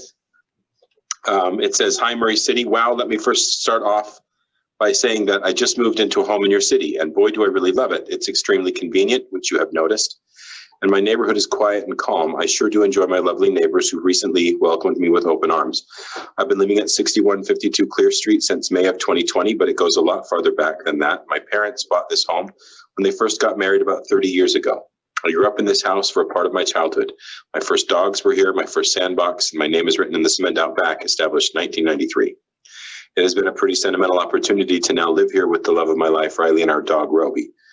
In March, we chose to gut this home completely and renovated everything. We rewired the whole home, all new plumbing, ripped out walls, installed new floors. We had cupboards handmade and drywall installed, and the list goes on. But you should see the before and after photos. It's something to be proud of. We dug all the sand out of my old sandbox, about 4 tons, and replaced it with nourishing dirt where I was able to grow a beautiful garden last summer. Moving here has been such a wonderful step in my life, and it has brought me and my parents and Riley closer than ever before. For some reason, I had this feeling maybe I would be able to grow a family here sometime in the future too. A lot of blood, sweat, and tears have been poured into 6152 Clear. My dog sure loves chasing the gophers. I guess I feel slightly desperate asking to not take away our neighborhood, a huge part of my life and a huge part of everyone else's life in this area. I know so many people would be sad and left with nothing, displaced during a global pandemic. Times are hard enough right now, and it's a shame that Murray City would impose such an awful Christmas gift for everyone to worry about. This proposition is absolutely not in the best interest of anyone who is actually involved. I hope that whomever is reading this has a kind, compassionate heart. Sincerely, Madison Smith, Riley, Flinders, and Roby. The next one is from Timothy Schomburg. It does say, I registered to be heard at the virtual meeting Thursday, but in case I don't get the chance, below are my comments. I live in the South 67 condos. I've lived here since 2000 when I moved back from LA. Why do all you politicians in Salt Lake County want to make of Salt Lake County? It looks like LA, and the county wants to add even more high density with the Olympus project. So why do you and Murray want to change the zoning, to allow more high density residential and commercial development? It's one thing to fix sidewalks and add a traffic light, but no high density.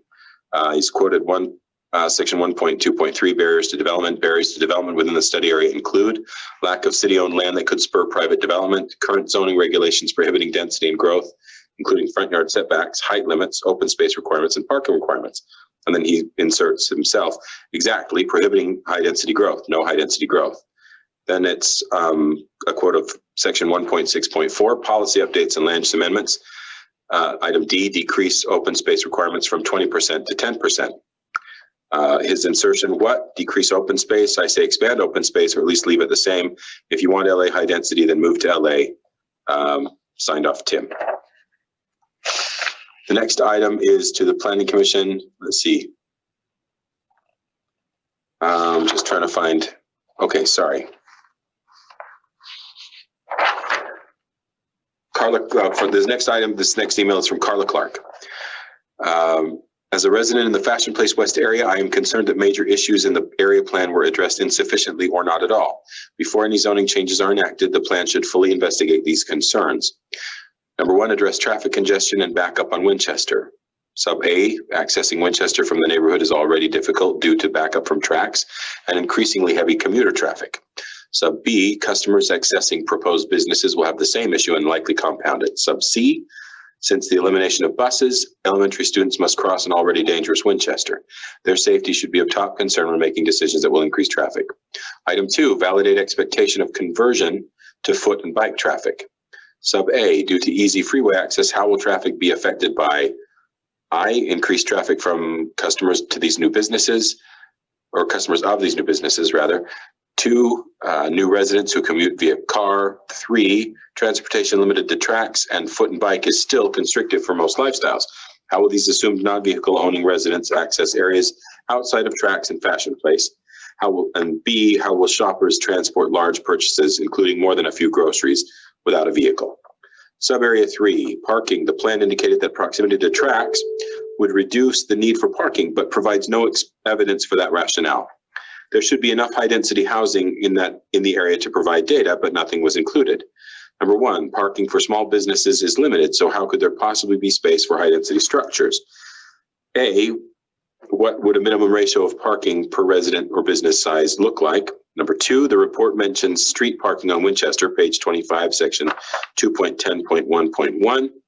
But with bike lanes and a high level of traffic, street parking is already dangerous. Is street parking an option? And what rationale will support this as safe?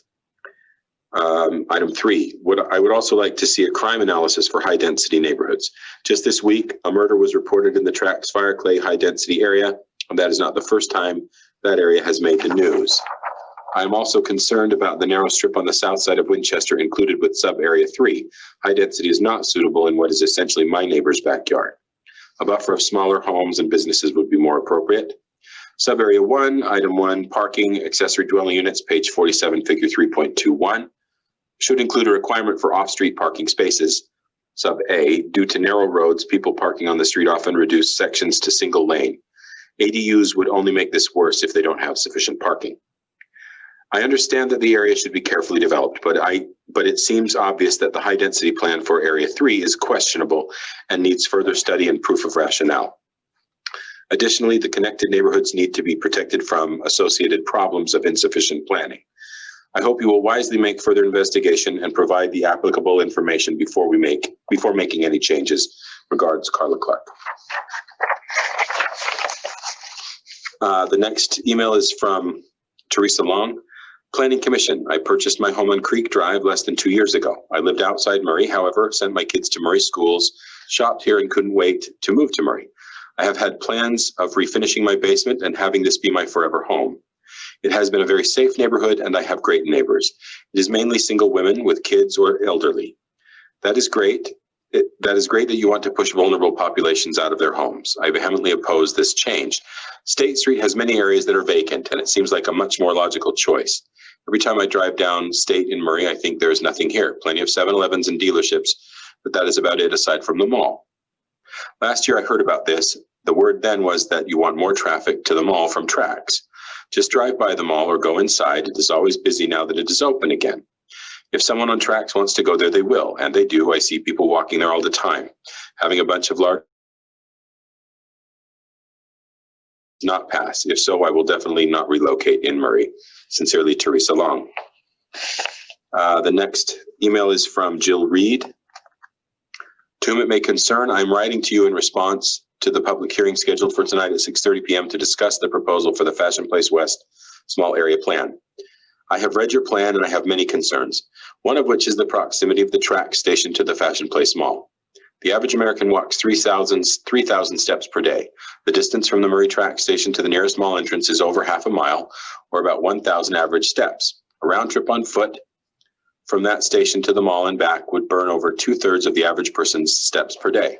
Do you have any statistics on how many people presently use the Murray track station to frequent the mall right now? My guess is that it's very few. I feel as if this plan has little to do with its stated goals and more to do with rushing an opportunity to redevelop an area that is currently home to established and thriving businesses. And I am very concerned about your tactics. A few thoughts on that. Number one, holding a public hearing the week before Christmas seems very suspicious since most people are too busy to think about this kind of thing right now. Number two, we are under a statewide mask mandate. Is it even legal to gather in large groups? And if it is it a prudent move? Your timing does not seem appropriate. Number three, yesterday it was announced on the national news that one American is dying of COVID every 30 seconds. Jeopardizing public safety by holding a public meeting during a pandemic is reckless. It is becoming more and more evident to me that the good of the people and businesses in the area is not the goal of Murray City Planning Department. If you truly want public input, I would suggest that you wait a while to push this through so the voices of those who this will affect can be fairly heard. Sincerely, Jill Reed, Concerned Murray Citizen. I think I have two more. This email is from Brandon Teat. I think I'm saying that correctly. I am a property owner off of Malmstrom Lane. Me and my family are strongly opposed to high density apartment buildings being built, along with all the other issues this project would bring. And the last email that I have from, well, not the last one, sorry. I have two more. This email is from Derek Teat. To whom this may concern, I am a homeowner in Murray on Christa Court, and I'm strongly opposed to this project. Adding hundreds of apartments and condos to the proposed area will overburden the infrastructure in place and cause major delays to anyone who lives in the area.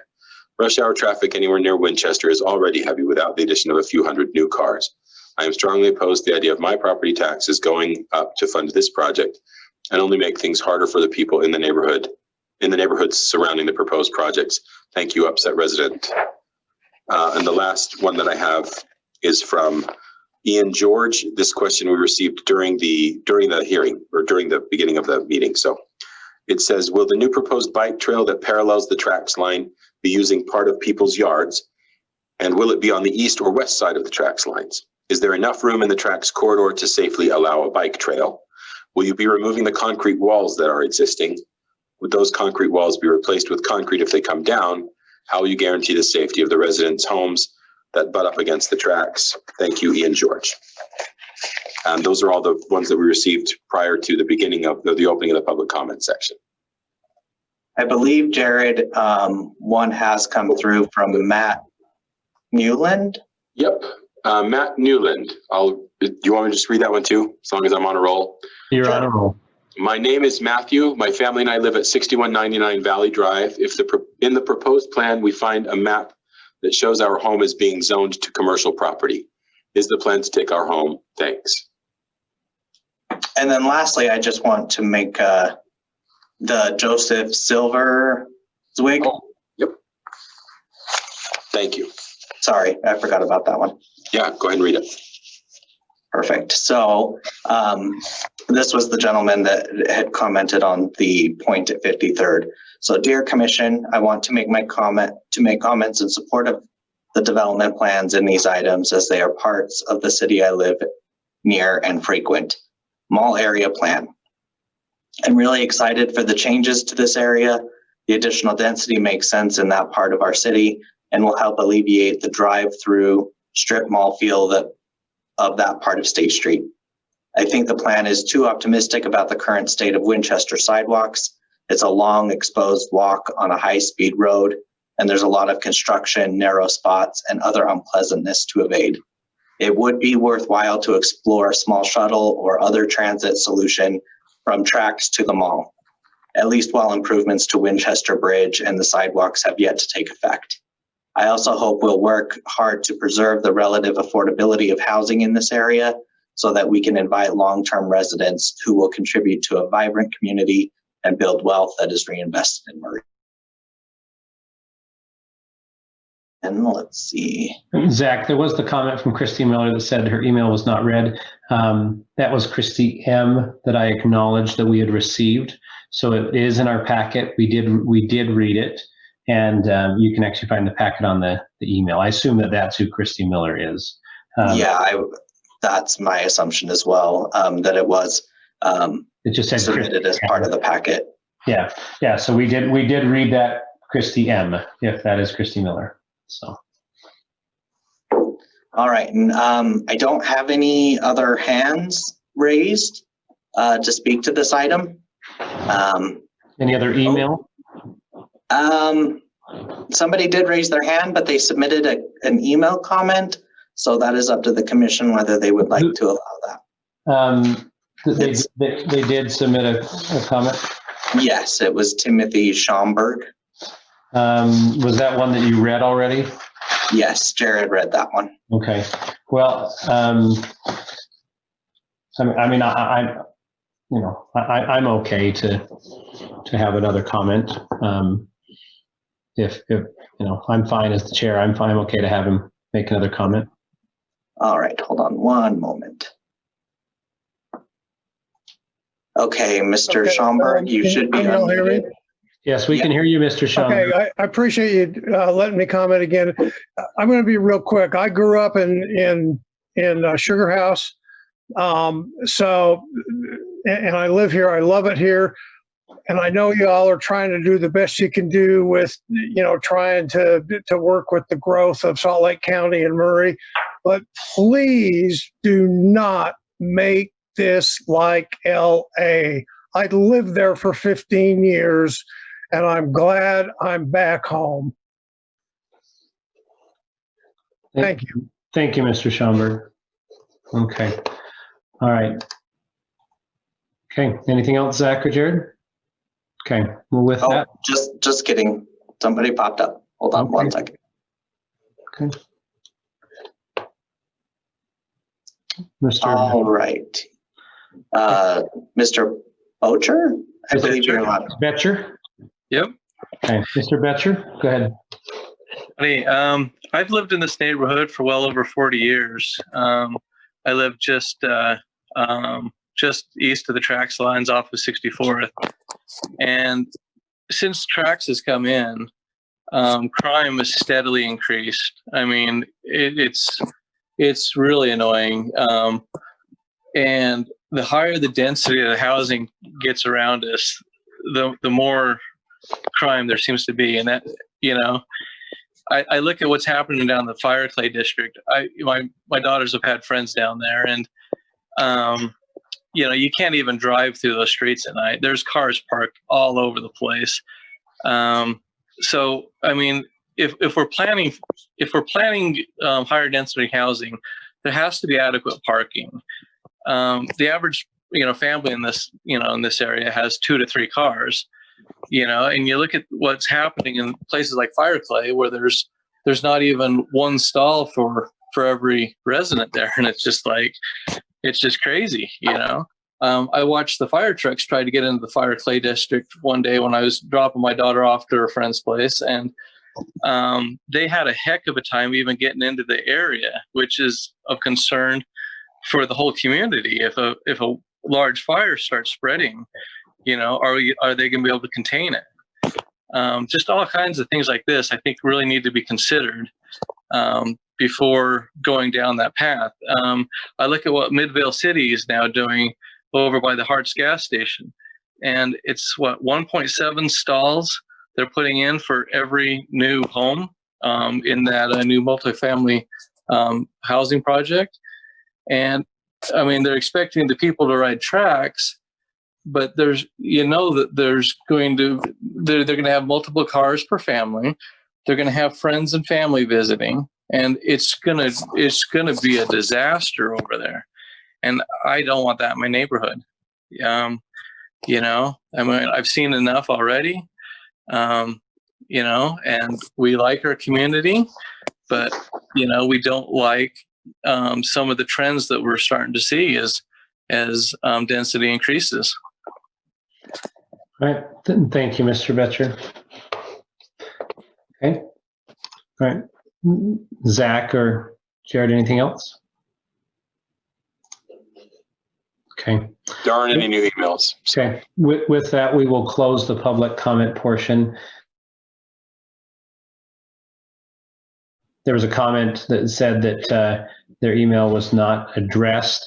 Now we will bring it to the staff. Now that the public comment is closed, we will bring it to the staff and to Mr. Morris to be able to address some of these concerns that have been expressed. We do appreciate all the input, and so I guess Mr. Morris, we'll let you start and address anything that you heard, and then we can have Mr. Smallwood address some things as well. Is that okay? Sure. Yeah. I think, introduction of housing density is never popular. And so I think with this plan, we tried to make it as context sensitive as possible, where we were encouraging, anything that would be considered high density would be something that would happening over in, the sub area near the mall site. Redevelopment of underutilized parcels near the station itself would certainly be more mid-rise types of things. I think anything backing up into single-family neighborhoods, having some buffering of townhomes or smaller types of development would certainly be recommended. But, looking at this as a region, the places where this type of development is most appropriate is where you've got transit service. And so having better connections within the neighborhood, we're not saying everyone is going to take tracks everywhere they go, but making that experience getting around the neighborhood better, and improving the infrastructure in a way that makes it more feasible. So I think the traffic congestion, that is an issue that is, everywhere. But planning for, widening all of our roads so that we have no traffic congestion is just not an option. So as far as transportation planning goes, making it more feasible for people to get around their neighborhood without having to get into the car for every trip, that's the main intent. And again, I can't underline more with any more concern, but housing affordability, we're all excited if our houses are worth more. But if your kid's 10 years old today, that your child is not going to be able to afford a home in this valley unless we increase the supply. And that's something that we can choose to start to address now. We can't magically make it so that everyone's incomes go up, and so we have to build density in the places where we have this type of transit service. So anyway, those are my main responses. I think some of the concerns, we can certainly do some more additions in there as far as looking at parking demand in transit-oriented areas. There's certainly a lot of data out there that shows that people who choose to live in these types of communities, on average, own fewer cars or use them for fewer trips. We can certainly add some more information in there.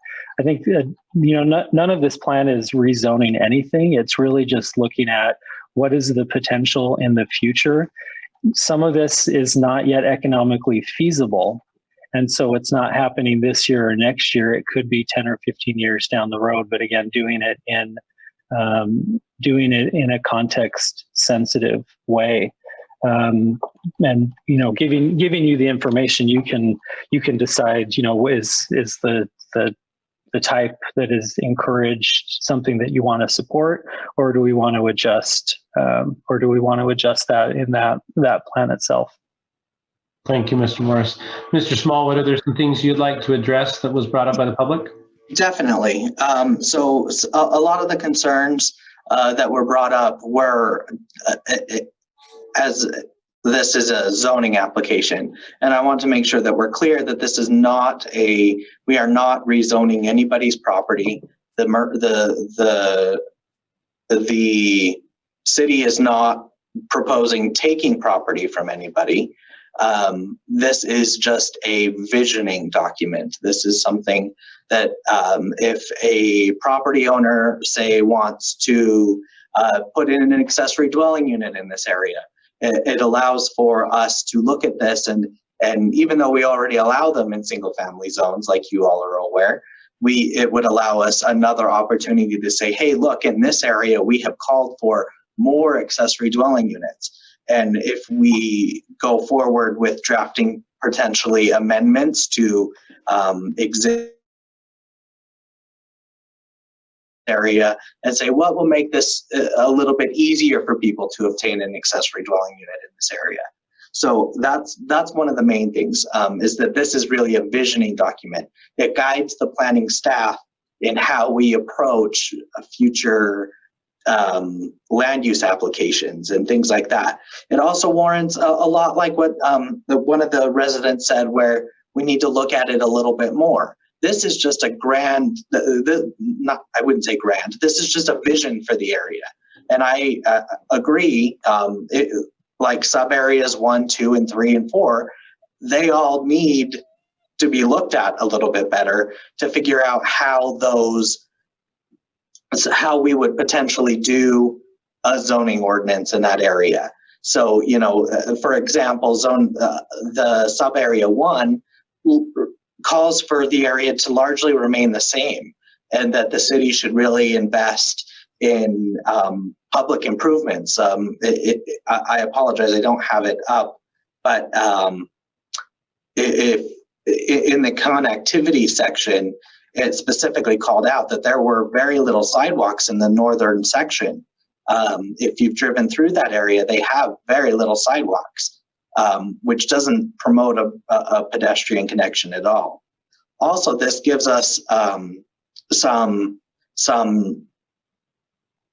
I hate to say teeth, but it allows us more bargaining with the Utah Department of Transportation, so that if they're going to propose additional improvements along State Street, we can say, hey, wait a minute, maybe, for example, the light at 6150 South, that could potentially be something that we could go in and say, hey, we'd really like to see this happen. It would improve connectivity in the area, would improve some additional things. So this is not a wholesale rezone of all the property in this area. It just guides planning staff as a vision to how we can move forward and how we might improve the area as well. So that's just one bullet that I had. Traffic concerns.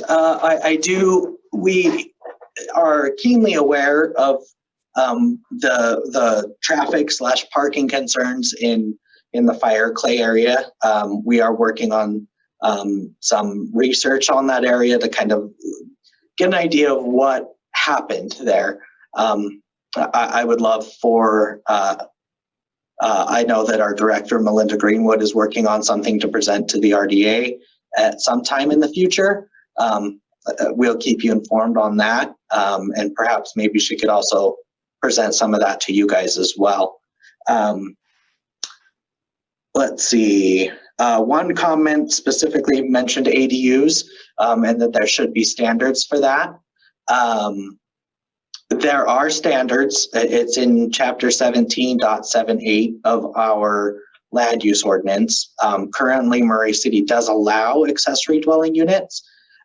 Again, this vision is to kind of look at potentially if we are to amend some of those to make it maybe a little bit easier, because some of the requirements there make it kind of difficult to do some types of accessory dwelling units. Let's see. That's really what I have. The last one I'd mention is the crime in the area. It's I've noticed an increase in crime in my neighborhood. It just seems like crime in general has been increasing. It feels, I can't say that with any strong statistical analysis. It's just anecdotal, but it does feel like there is more crime generally in Salt Lake County. It's unfortunate. I don't know what the cause of that is, but I do agree that there does seem to be an increase in crime, but I can't say that it is specific to, I don't have the evidence, at least at this point, to say that it's specifically due to high density housing or that like. So that's kind of what I get on with there. Thank you, Mr. Smallwood. I'm sure we'll come back because to you and maybe to Mr. Morris, but I would like to turn a little bit of time to Commissioner Wilson, because I know she has, as she said, a plethora of questions and comments. So Commissioner Wilson, if you'd like to ask those questions and make those comments, and then we can certainly have those addressed by Mr. Smallwood or by Mr. Morris. So go ahead, Sue. Were answered during Mr. Morris's presentation, so I appreciate that. I guess my biggest concern at this point is just that as part of this plan, which I think is very well designed, that we keep the residential anchors in this area. I don't feel like high density housing is a good fit for this area overall. I think we need to concentrate more on installing sidewalks, pedestrian access, the bike lane, but I don't think high density housing is a good fit for this area. I think we need more owner occupied housing in Murray. I don't see a 400 unit apartment building or a 1,000 unit apartment building as meeting the needs of our core citizens. Yes, it provides a roof over their head, but I think a lot of people that maybe can't afford a $500,000 house, which is getting more and more common here in Murray, maybe could afford a $250,000 condo / apartment. And I'd really like to see us look more into that, more into owner occupied rather than corporation owned apartment buildings, because I think that's where we're getting a lot of our crime centers, as over in the Fireclay area and stuff. I think if you have an owner occupied unit, I think pride in ownership goes a lot further to keep the neighborhood safer and grounded. And I just, that's more Murray's, can I use the word vibe? We like, we like our neighborhoods, and I think they're more stable when you're owner occupied. I just do, rather than, than a lot of transient apartment dwellers, which I should say all apartment dwellers are transient, because they're not, but the turnover's higher in a lot of cases. But anyway, that's my biggest concern, is that we provide, rather than just saying affordable housing, we say affordable owner-occupied housing, because that's our community. That's, people that I've lived here since 1980. And I just, my kids were all raised here, and we love Murray, and we love the sense of community of Murray, and we want to preserve that. A lot of people that have lived here a long time because of that. We just, we want to preserve our community. And I don't think high density, high rise apartments is the way to do that. I just don't think that's our vibe. I don't. Sue, And can I respond to what you're saying? I totally agree with you, but that's one of the reasons that I think that this plan is so well thought out and well presented, because what it says is there are certain parts of the small area plan that could support more high density, and those have been called out in certain sections.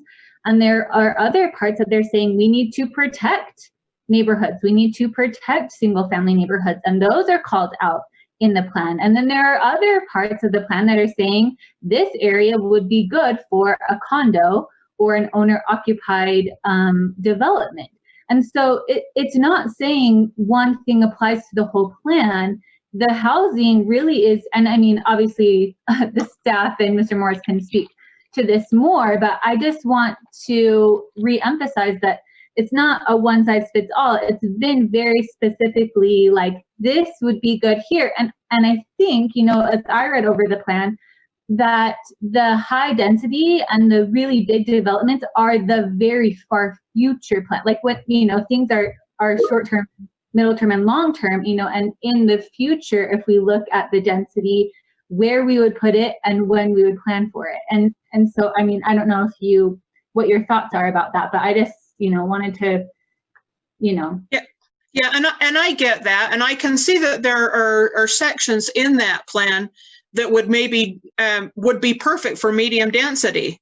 I'm just not sure high density is what we're looking for. They're definitely, and like I say, the plan is very well drawn out, and the sections, the sub areas are, really well thought out. I just want to be careful about adding high density rather than medium density, is all I'm saying. And I totally see that, but I think, maybe on State Street by the freeway entrance, that is a great place for a high density redevelopment, So, I mean, that's where in the city we would want that to be, would be by the freeway entrances. Yeah, and I agree with that part. I just want to make sure that we're buffering our single family neighborhoods really well. Yeah, and I do think that this plan does that really well. That single family, protecting those neighborhoods is really, really top priority. Thank you, Commissioner Patterson and Commissioner Wilson. Commissioner Milkevich, go ahead. Can I just piggyback those comments? Just, I guess, coming on to the commission personally, my feelings were not in favor of high density. Becoming a part of the commission and learning more about the needs of the community outside of just my needs, I know there are needs for those things, and I'm understanding and respectful that our community needs that. I hear everybody on the commission saying that we all feel it's important to be selective where we put high density, and we're trying our best to do that. And so I agree with comments been made. I also agree with the report that was been given to us is well thought out. A lot of time's been spent on it. It's some very good insight and helpful direction for us. We don't own, the city doesn't own the majority of the land we're talking about. So these are directions we're hoping people go in, but we have really limited control of when things change and how they change. So we just have to throw that out there. And I have one other comment. What was it? Oh. If you think of it, you can come back. I can. Fine. Give me half a second, I could be done. Well, anyway, okay, I'll think more. Thank you. Okay. Any other comments from the commission? Mr. Nate, go ahead. Sure. So first off, I really appreciate the plan. I think you have been very content sensitive. I think that the areas like, Maren said, the areas where you will see the most intense development is probably going to be along that State Street frontage or directly adjacent to the track station. Let's not forget that there's a tremendous amount of investment that went into tracks in this area. And this is the kind of area where you do want to see that increase in densities, because you need to take advantage of it. It's already there. It's a fixed asset. Building single family homes around it isn't a practical solution moving forward. So you want to take advantage of what's been built there, be able to use it as a node, because it's got two separate track lines coming into there. It's an important regional track stop. So we need to consider that and not just say, no, it's only going to be okay if we put single family or if we put row homes in here. We got to take advantage of the money that all of us have spent in our taxes to get that infrastructure there in the first place. I do want just a clarification. I noticed in a couple of the comments that we read, they talked about a reduction of open space. And I think that people are misunderstanding what we're saying there. I almost get the impression that people think that we're going to come in and take away the parks and build high density housing in the place of the parks. And Mr. Morris, can you just clarify that's not what you're recommending there? That's correct. Yeah, it's more on any particular site. The city requires a certain percentage of the site to be open space. And so it's really right sizing that percentage. So the neighborhood itself has a nice big open space that the plan actually recommends improving and creating more of an asset for the neighborhood. So by no means are we recommending, elimination of park space for housing. Thanks. All right. Ms. Milkevich, go ahead. I remember my one last point. Can I Perfect. So I've been on the commission, I don't know, I lose track of time, 4 years or so now.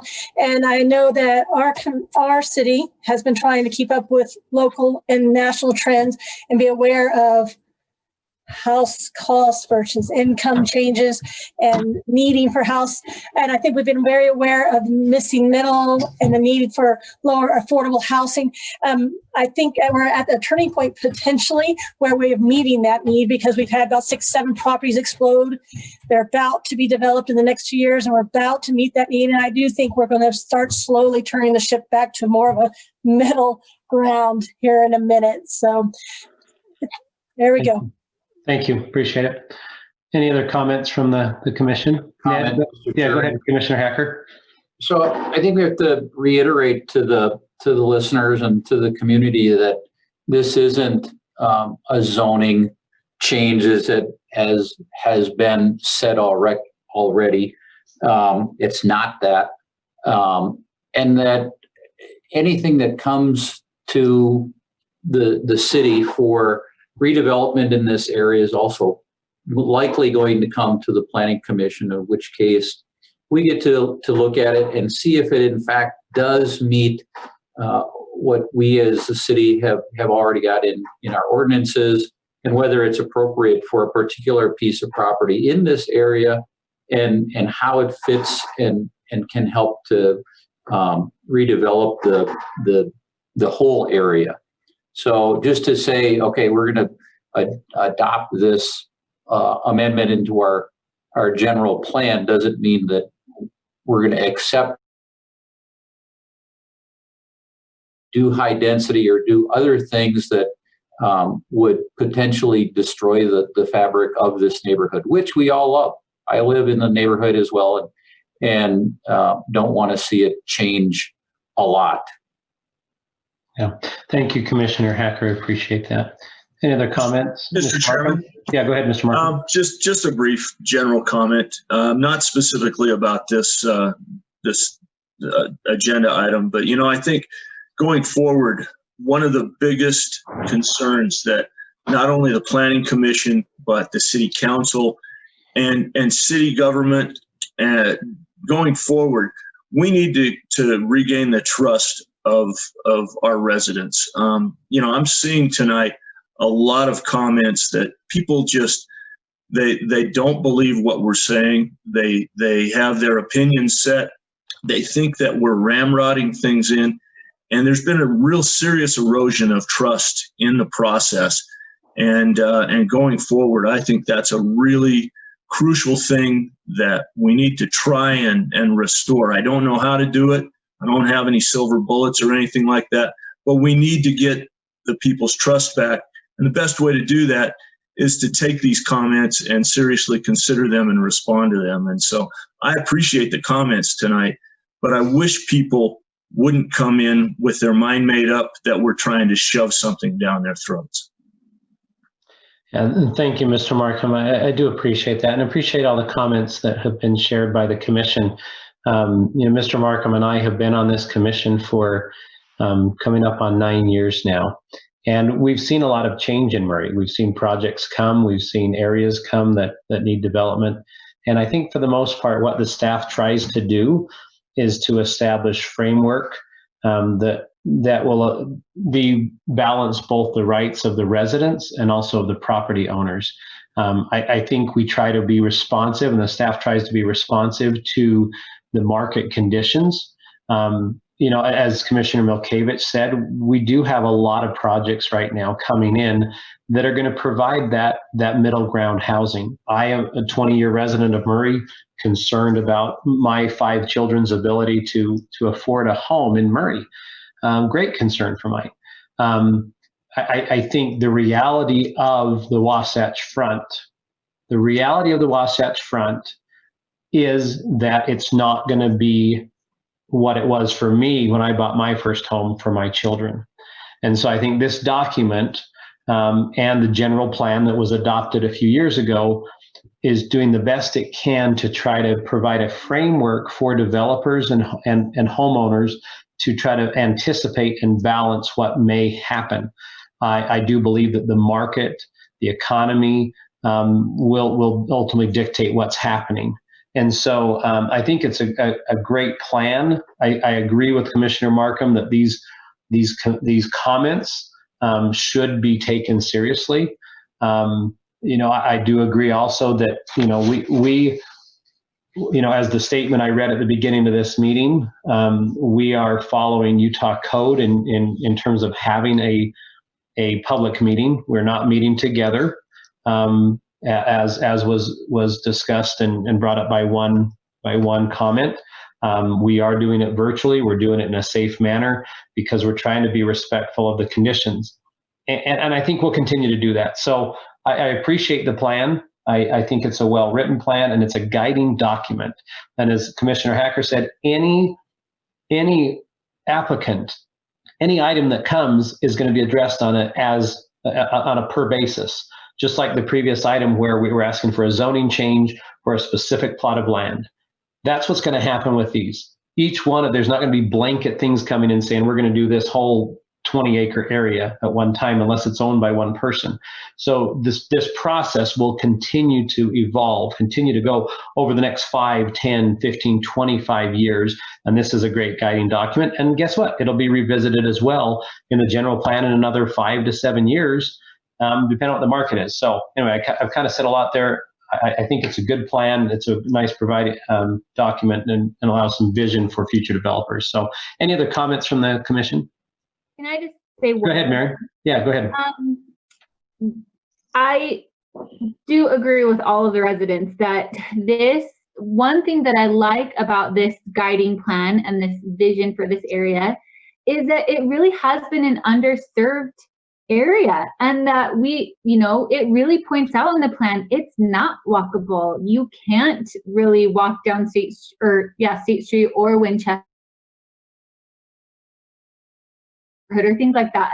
And I do hope that when we move forward, that's one of our first and top priorities, is making those residents really, they've been underserved for a really long time, and making sure that maybe, as Phil was saying, a first step into building that trust and gaining some of that partnership between the city and these residents is, that would be a really great place to start, is that we recognize that this is, a really congested area that doesn't have, very good walkability or, connectivity or neighborhood, access to some of the things that are around it. And we could maybe, improve. We recognize, or this plan, I feel like, really recognizes that is a major deficit in this area. And that would be, a important thing to improve.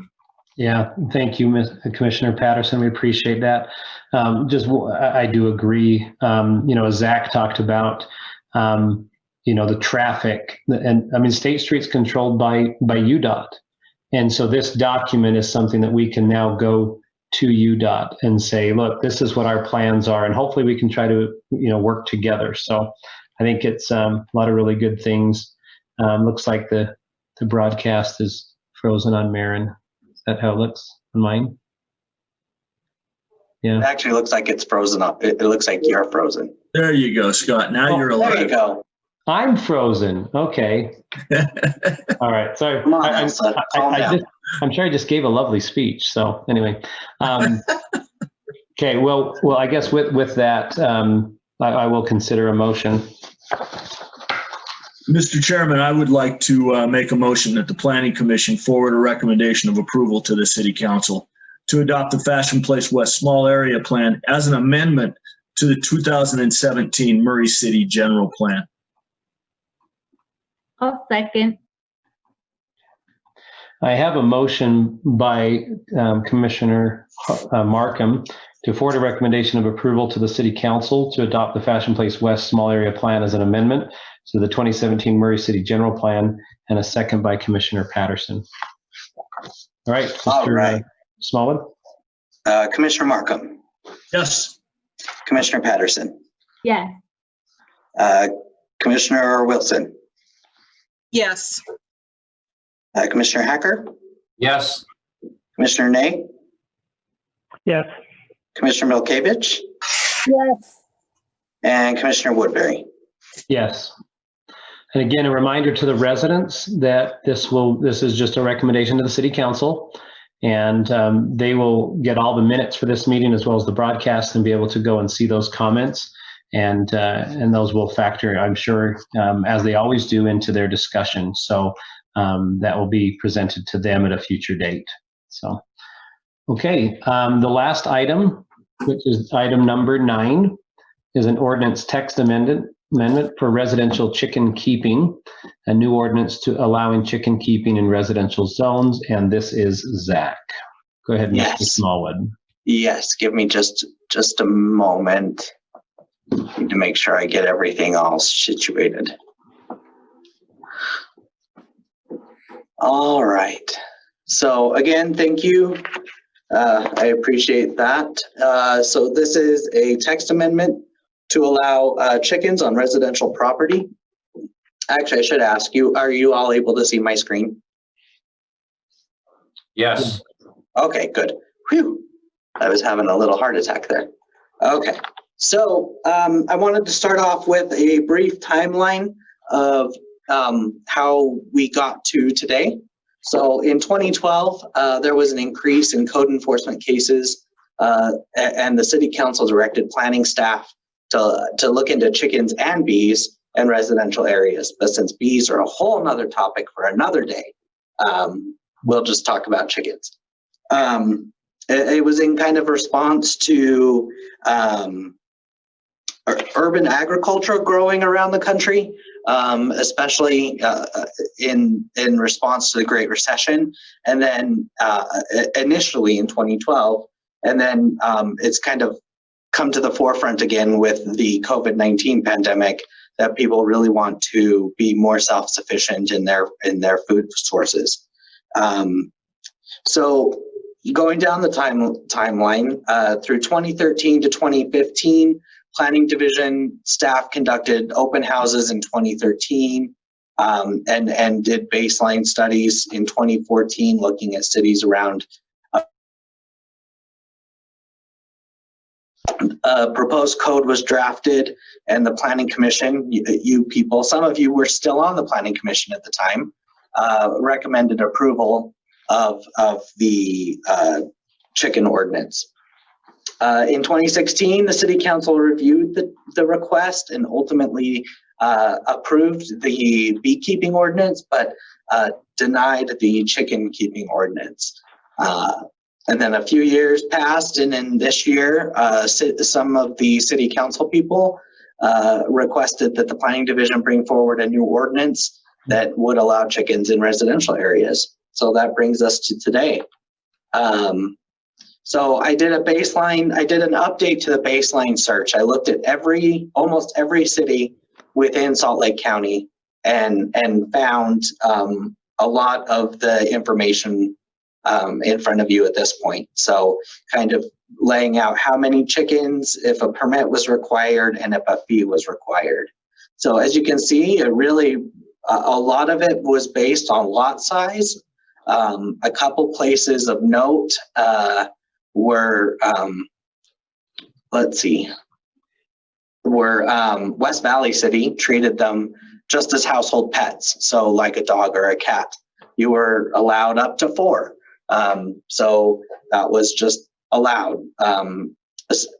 Mill Creek and Sandy only allow it in agricultural zones, specifically Sandy, actually. So you're allowed a residential chicken if you go and reach out to your property owners and agree to be rezoned to an agricultural zone. So it was that was too restrictive. It just made it too complicated.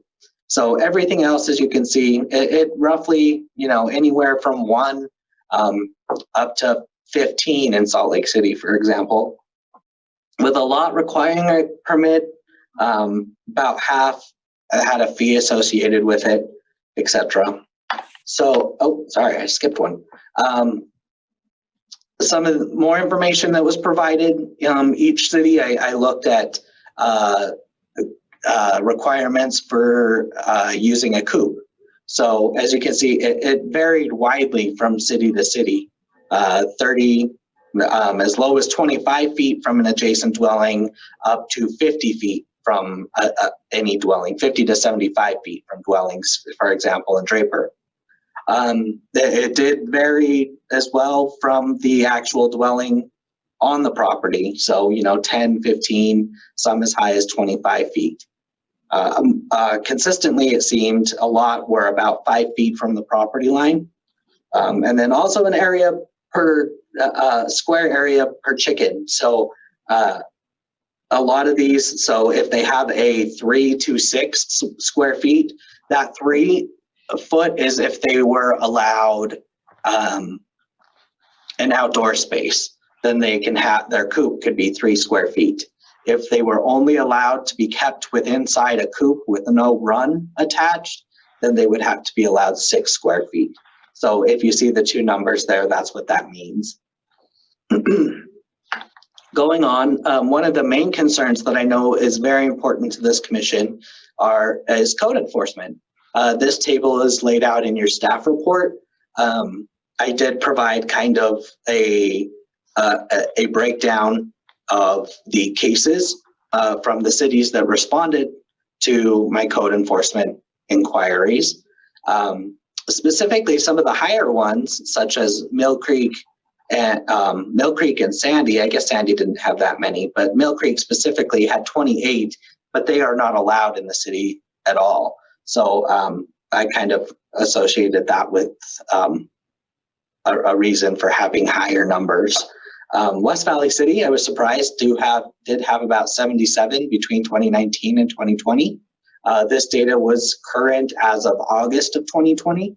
I believe. So there could be more or less I guess not less, but more. But as you can see, there's an average per month, with West Valley having 1.6 cases per month. So, and as little as 0.09 per month. So I really don't think that any chicken ordinance would result in a higher increase in staff time based on zoning enforcement. So the next part I'd like to go over just quickly is we did send out a survey to residents in Murray to kind of gauge having chickens in Murray. Like I had said in the pre-meeting, we had over 1,000 replies. That's really great for a municipal level survey. That's a lot more than what we would typically get. So I want to just go through some of those just briefly. So questions 1 and 2 really called out what type of person was taking the survey. So on your left-hand side, you'd see that there about 81% were a Murray City homeowner, with about 10% as a Murray City renter, about 2% Murray City business owner, and then a 7% non-business, non-resident. On question 2, we asked what type of housing they lived in. It gives us a better idea of kind of looking at it a little bit more.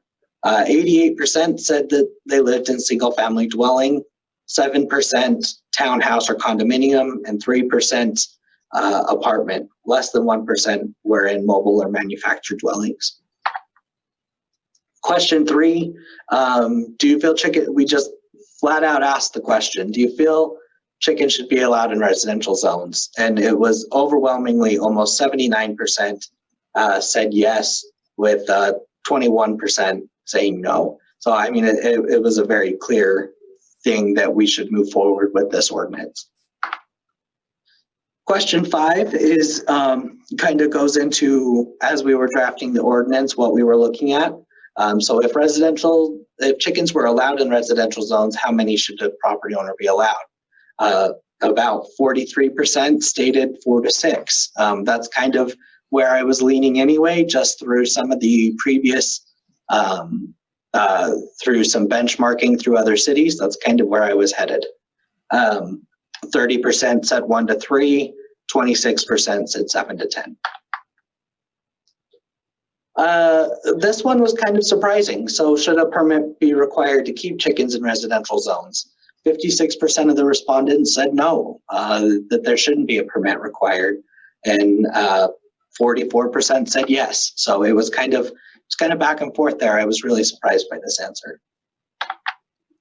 So that's just kind of a brief overview of some of the questions. The proposed standards that we have for in this zoning ordinance is the maximum number of chickens allowed are based on the square footage of your property. So if you own a property that is less than 6,000 square feet, you're allowed up to 4, 6,000 to 9,999 square foot lots, which would encompass a great number of, this would be the greatest number of housing units in the city. You'd be allowed up to 5, 10 to 1199 is 6, and then anything greater than 12,000 square feet, you'd be allowed 8. Some of the coop standards we did, going back to what originally we had talked about in the benchmarking, this is kind of middle of the road.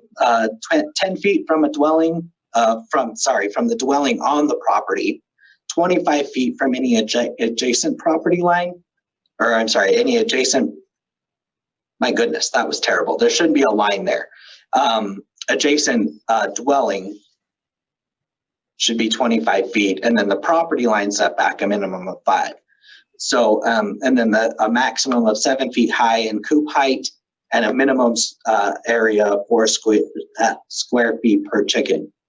So, with that, we are recommending that you forward a recommendation of approval to the City Council to adopt Chapter 17.67 residential chicken keeping standards to Title 17 Murray City Land Use Ordinance. Are there any questions you have at the moment?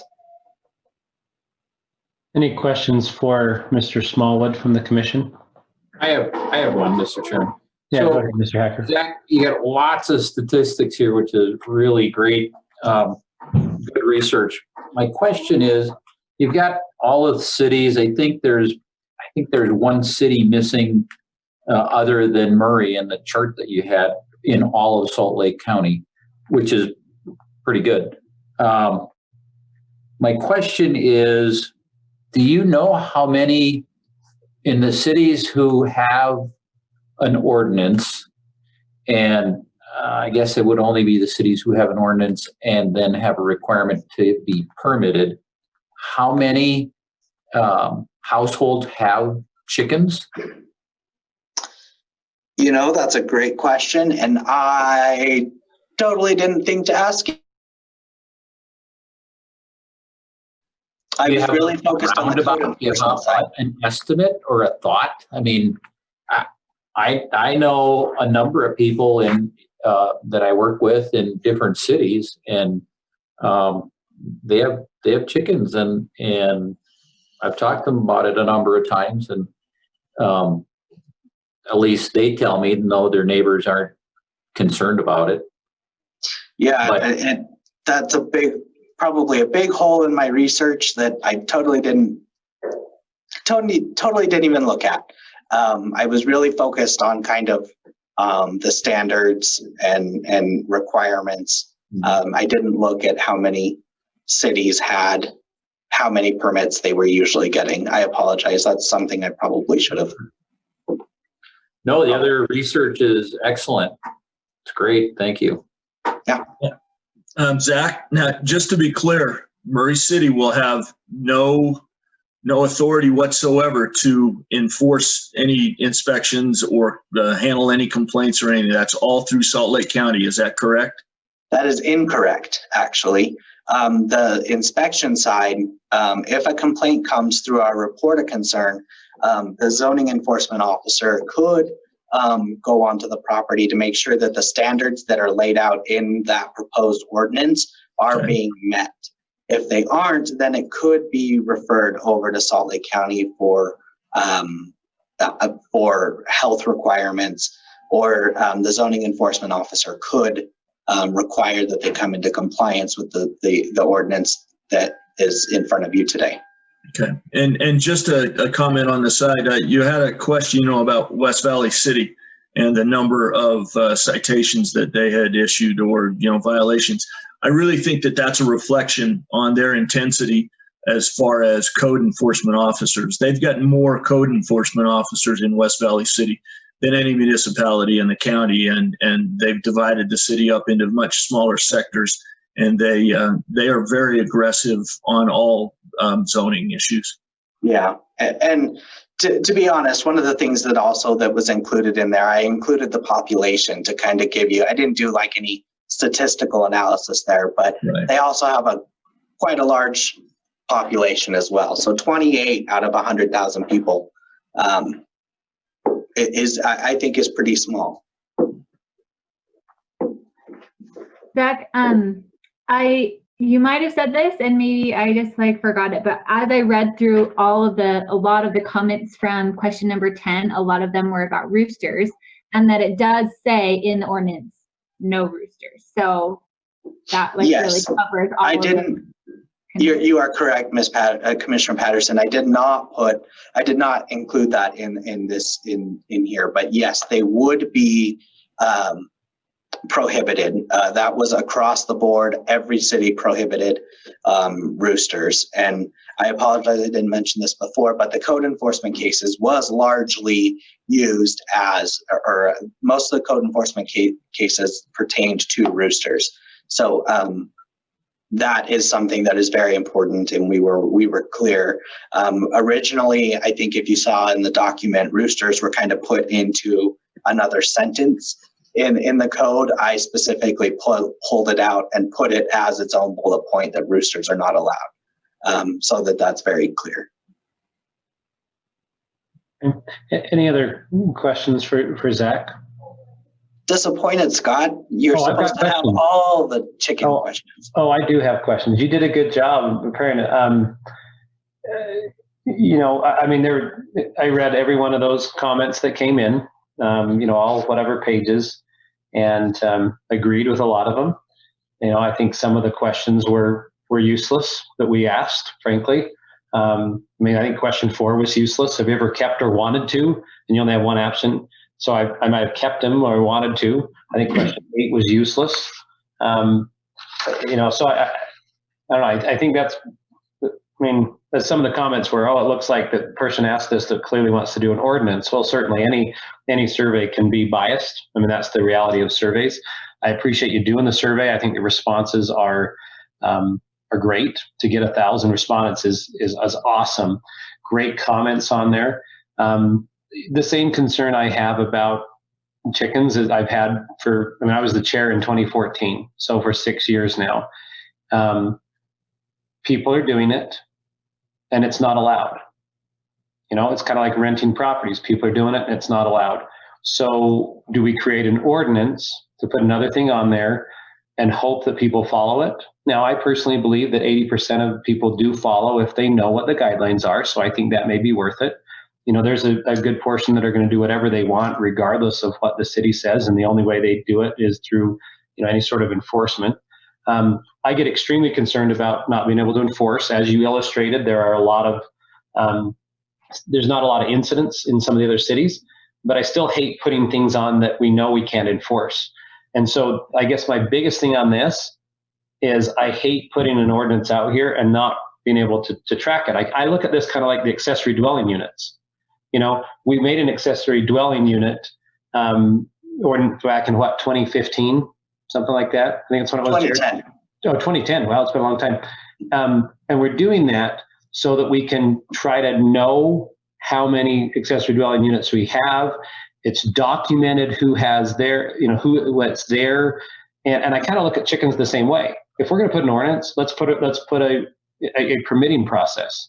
Whether we charge or not, that's for the city to decide. But I think there has to have some sort of permit involved, so at least we know. Because then when someone calls up, then they say, hey, there's a rooster next door, or there's 75 chickens, or there's cockfighting next door. We can say, oh, they don't have a permit. And now we go out and do just like we do with the accessory dwelling units. We say we'd like to bring you in conformity. So my biggest issue with the chickens is, one, I don't think we're going to ever enforce it beyond complaints. I think, let's just be honest. That's just the reality of this ordinance. So if we're going to put it in, at least we should try to know who's trying to follow it and have a permit.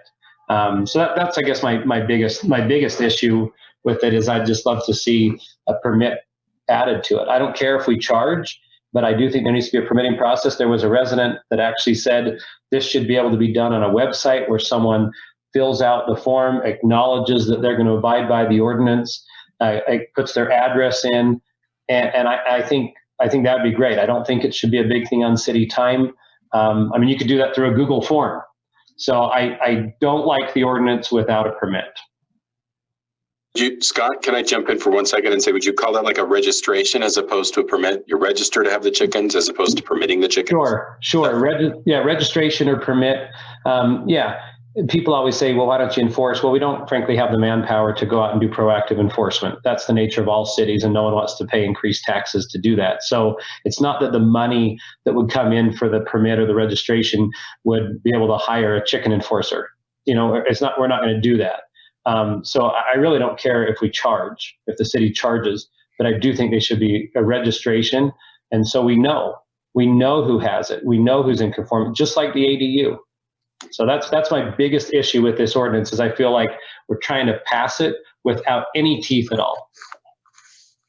Thanks. Well, I would kind of push back and say there is teeth, but it's just, we tried to make it as least impactful on staff time as possible, because it would be the same.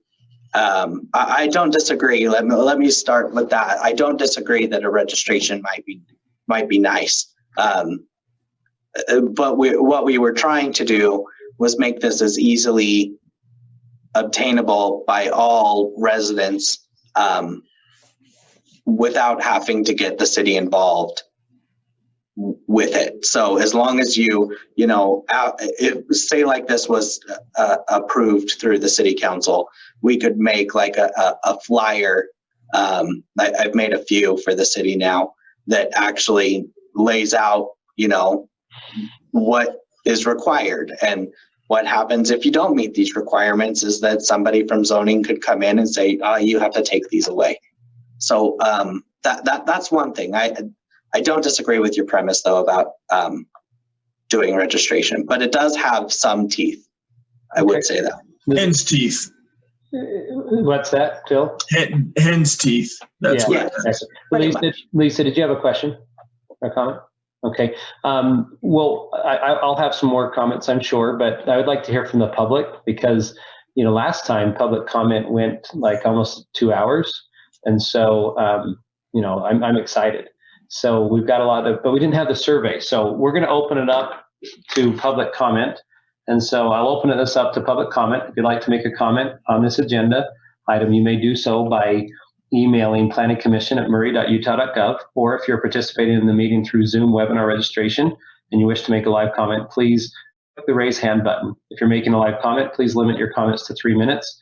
If you have submitted an email comment, it will now be read into the record, and we ask that you do not make any additional live comments. So have we received any emails prior to this? I didn't see any in the packet. There are a few emails that I can read if you're still. Absolutely. There are just a few. So the first one is from DK Slusher. It says, please, no residential chickens. All of the neighbors don't mow lawns and pull weeds now. We do not need another problem. We had an issue with rats living in a neighbor's backyard a few years ago and had to call the Salt Lake County Board of Health. The yard was partially cleaned and then sold. It is now a rental with maintenance problems. We have too many neglected properties in our neighborhood now. Please don't add to our problems. Thank you. Another email from Jan Cox. It says, I am opposed to allowing residential chicken keeping. Chickens, their eggs, feed, and feces attract rats, raccoons, fox, skunks, and other rodents. Because many Murray homes border or are close to the Jordan River, Cottonwood Creek, and many canals, we have raccoons, fox, and skunks. Allowing chickens will bring these animals into our many neighborhoods. We already have a skunk and rat problem in Murray, and I hate to see it get worse. Thank you. One from Amir Ali Akbar Kha. It says, I want to say hi and send a short email to Murray City about chicken keeping in the Murray area. That would be an awesome idea because our children are asking for this, and our answer is the city doesn't want this. Thanks for reviewing our emails and supporting us. And then finally from Samuel Eads, it says, I'd like to vocalize my report for allowing residential chickens. My neighbor had chickens for a while, but was told to remove them. They never caused any issues. Thanks. And there you go. I do have one person that has raised their hand, so let me unmute them. Just kidding, now I've had two. So, Mr. Caddis, you may now speak. Hi. So I come at this from a little bit of a different standpoint. As someone who's certified in public health, I'm very concerned about the public health aspect of this, which is chicken owning is a huge risk for salmonella outbreaks. And this is something that the CDC has had to address quite frequently over the past 10 years. As you guys have said, this has become more popular in that time frame. And there have actually been quite a few salmonella outbreaks that have been linked, and the CDC has had to repeatedly post guidelines for how to sanitarily have chickens. So I think if you guys are feeling like you want to do chickens in Murray, I would really hope that if you do a registry or require some level of registration, that as part of that, you would provide links or information on safe practices. And I also think it's better if there is registration from a health department standpoint, if there is a salmonella outbreak, that they can look into that as well. Thank you so much for that comment. Okay, is there another one, Zach? Yes, give me just one moment. Okay, Mr. Teamsma, you are allowed to unmute yourself. Awesome. Can you all hear me? Yes, we can. Hey, what's up, party people? I think that this ordinance is overdue, and it's a great idea, and it's bound to ruffle some feathers, pun intended. But a well-crafted ordinance should reward transparency, and so getting this on the books will encourage people to disclose whether or not they are, whether they are keeping chickens. And right now, people are keeping chickens, and they're just not disclosing it. Mr. Woodbury had addressed how the city may not have the bandwidth to enforce an ordinance, but the way I understand it right now, the city has an ordinance that disallows chicken keeping, and the city sits, they still can't enforce it. So I think that by legitimizing chicken keeping in residential areas, we're taking a step in the right direction. I had a couple questions, and I apologize if they were already addressed, but I was curious, piggybacking on the comment about the ordinance not having teeth, would there be a financial penalty? Would there be a fine if somebody was in violation of this proposed ordinance? And I had a second question, but I can't remember it. Oh yeah, my other question was in regards to the survey. First, I want to say, Zach, great job at the survey. Very grateful that you're gauging public sentiment using that resource. Also, thank you for the survey with the short-term rentals. Very excited about that, but that's an aside. So with the chicken keeping ordinance survey, and with all their surveys going forward, I was just curious if there is a way to check and see if there's any evidence of survey fraud, so to speak, if maybe several responses are coming from the same IP address, or if there's a large number of responses that are coming from outside of the immediate area, things of that nature. That's it. Again, thank you all very much, and thank you for the time that you're putting in, Commission. Thank you.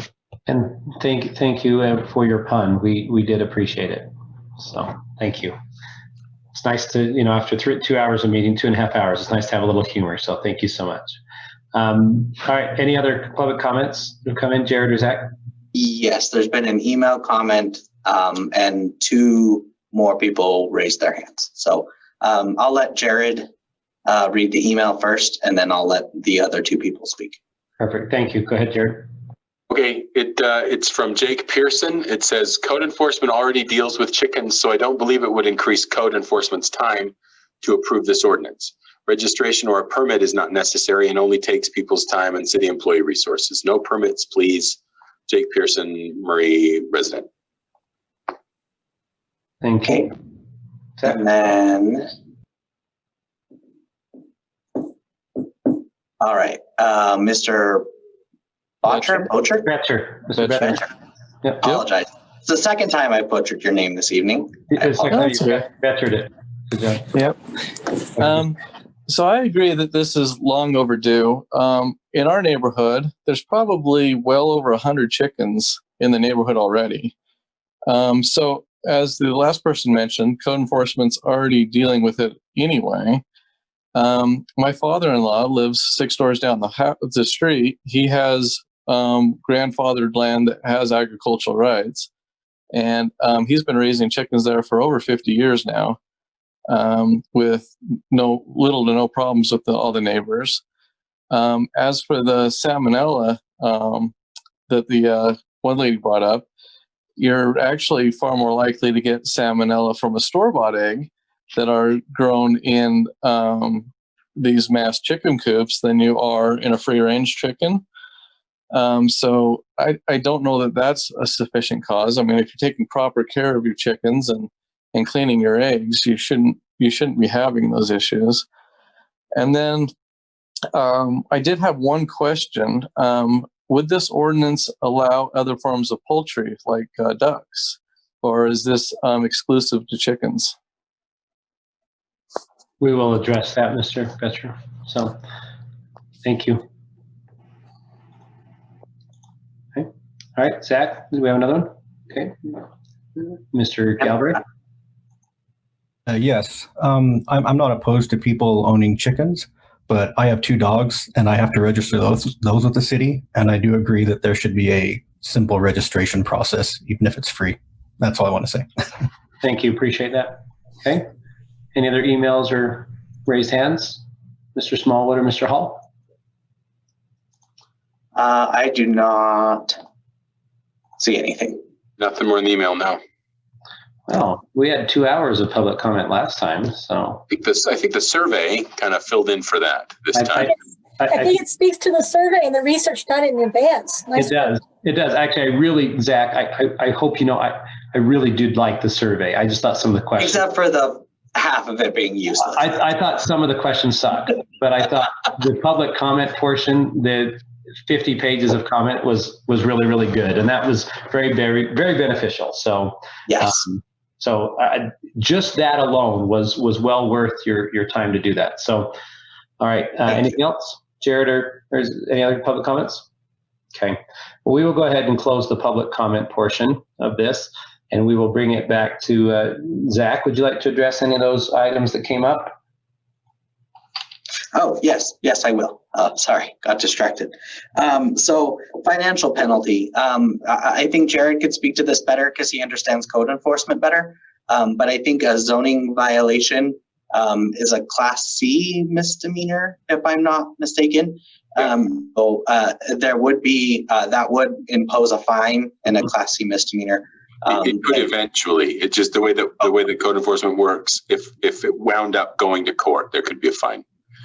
Most code enforcement cases do not wind up in court. Of course, I don't deal with a lot of chicken cases, but most of them don't wind up in court. We try to settle things outside of taking it all the way through the attorney's office. So, yeah. And then other poultry, no, this to address that, no, this would not allow for ducks at this time. Maybe it's something that we could look at into the future, but right now this is purely just chickens as the only form of poultry. And then I don't think there was, I didn't write anything else down that was brought up if I'm missing something. I think that was the majority of them, the majority of the comments, so thanks. Okay, any comments from the commission? Actually, there was, so it was the survey responses. I apologize. So SurveyMonkey doesn't give me a way to look up every single IP address, unfortunately. I assume that there's probably some level of subscription that I could get that would allow me to do that, but then I'd have to comb through every single all 1,000 surveys and decide on that. I don't think, as the commission is aware, you were provided the 600 comments from people. So at minimum, if there were at least 600 people that provided that information, that's still much more than what is normal. Okay. All right. Any comments from the commission for Mr. Smallwood? So Phil, no. Sue, no. Ned, Lisa? No, just that he did a great job. Well, he always does a great job, so he doesn't want to. That's true. Yeah, Mr. Hacker, go ahead. So I want to confirm here. So this new text says no permit required, no other kind of registration at all required. So I think it should. I think it should have a permit of some sort. Maybe not a fee, but a permit. Scott recommended earlier, maybe not a permit, but at least a registration to know that there are animals there. And some of the comments, talk about, one of the comments we just heard was, my dog needs to be registered. So that's one kind of animal. There's some other issues with, chicken abuse. I mean, as was suggested, what's happening next door over having chicken fights, cockfights. There's some of that too. I'm not in favor of having an ordinance like this without having a permit of some type. So the city knows what's going on in its city. Yeah. And the commission is more than welcome to add that as a section, or that we move that forward. So I think what you would do is make a recommendation if you decide, recommendation of approval subject to inserting some sort of language requiring at least a registration or something along those lines. I would support that, Ned. If we do it, I would like to see it be more of a registration rather than any kind of permit, something that they easily could fill out themselves online through the city's website or something, not anything that would require any work or, permits from staff or anything like that. So could you do a permit online? Jared and Zach, can you do any sort of registrations or permits online right now? Right now, no. We require most of our permits in person on paper, but it's not something that we have not been looking at. So it's definitely something we're looking at. One thing I would. Zach, go ahead. Could you define permit versus registration? We're throwing the two terms around, not knowing the difference. I don't know. Yeah. Of giving permission to do such a thing, where registration is kind of, and at least in my head, this is how I assume them. And then registration is kind of telling us that you are doing these things. And we're saying, okay, cool. One requires less documentation, less interaction with staff, less. So would registration be easier to do online versus a permit, or? That's what I was going to kind of get at, is that we would have to look at it a little bit more, because we need to find out what kind of requirements we would need as part of the registration, which could, it's a little more fuzzy. So Jared, do you have thoughts? I have some. I'm not sure how helpful they are, but I'll throw them out there anyway. I know this. So the registration idea, as that got kicked around at first, makes a lot of inherent sense to me. The permitting is tougher. Like Zach said, that would be very tough to do online.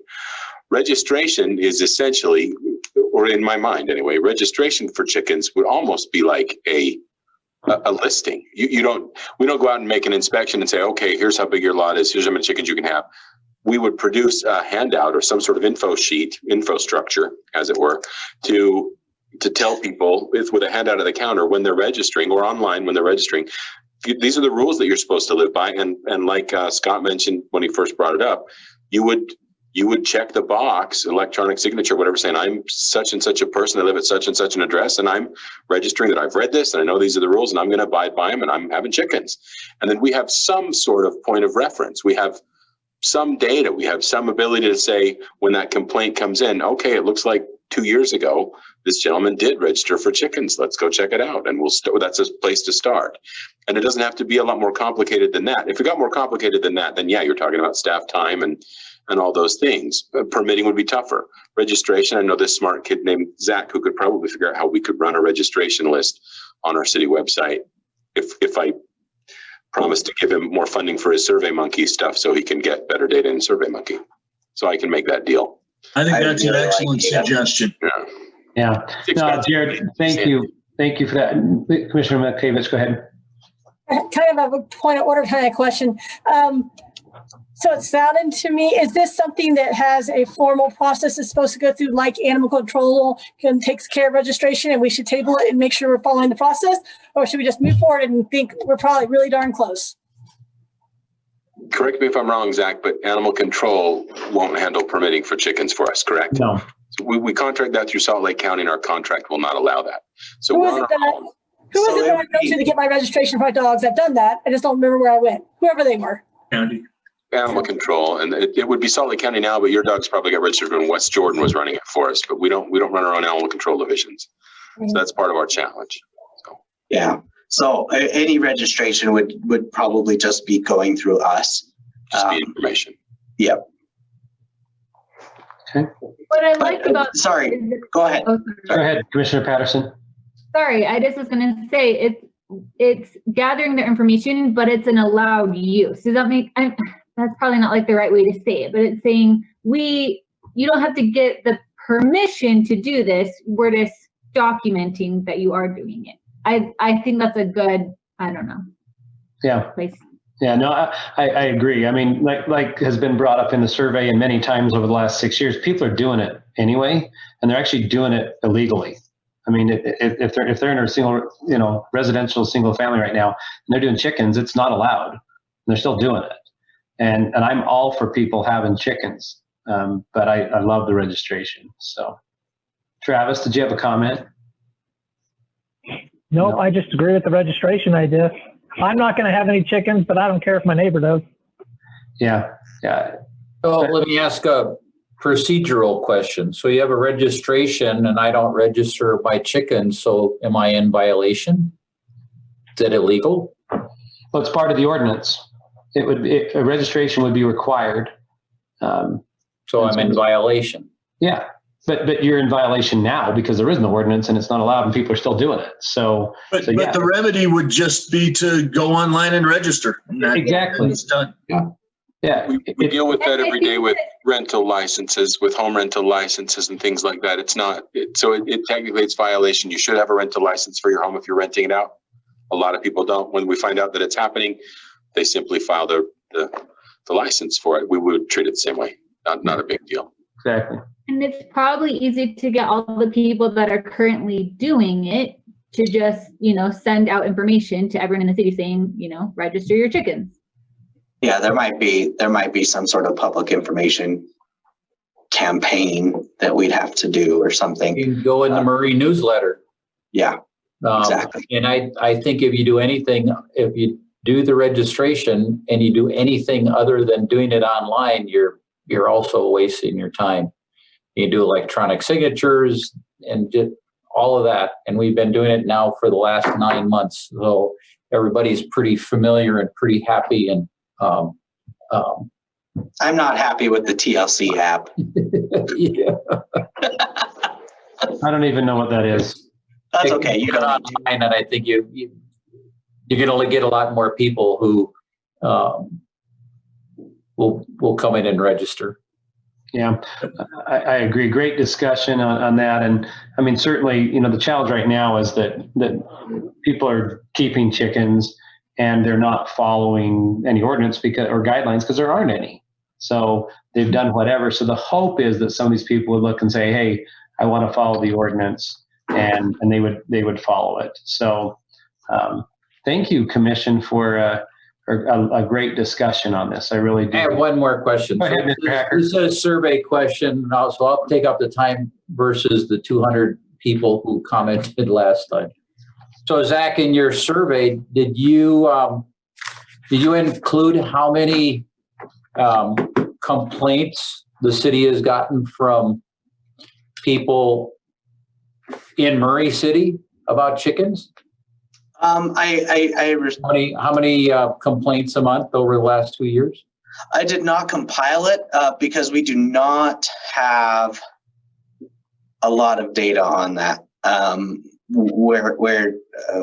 When talking to Mark Boren, who's our who does a lot of our code enforcement, he said there haven't been a lot. I don't have an exact number, but there haven't been a lot regarding chickens. Less than one a year. Yeah, there you go. Probably get a complaint about chickens every 2.5 years. I probably handled 3 since I've been here with Mark. So not a lot. I wanted to say 1, but I wasn't sure if that was the right number. Well, but that sounds right after what Jared said. Well, the numbers are pretty small across the entire county. So yeah. Well, and that's, yeah, and then the chickens thing, the complaints that we got, we had one official one. I think if you look in the actual records, there'll be one in the last few years that's an official filed reported deal. And the other two were phone call complaints that started with, they were phoned in complaints about an issue, but then the complaints were, I don't really want them to get rid of the chickens, but I want this dealt with. So they were literally handled kind of by saying, look, you're not supposed to have these chickens. It's tough, but they didn't actually become cases. The people just said, well, we'll get rid of them. Sorry. So it hasn't been much formal, a couple of 3 here and there. So should we add wording to this recommendation that we want an addendum requiring those keeping chickens to register with the city? I think that's perfect. That verbiage, all right? Yeah, that's perfect verbiage, actually. Okay, Chairman, I'm ready to make the motion when you're ready to hear it.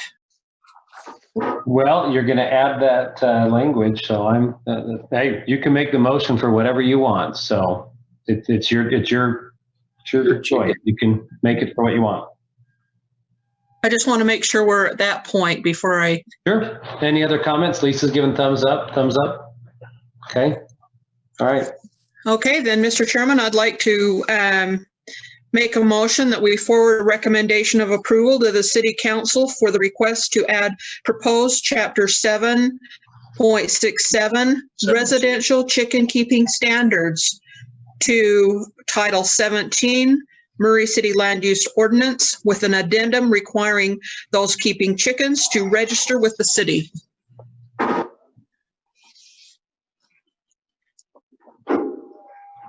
Do I have a second?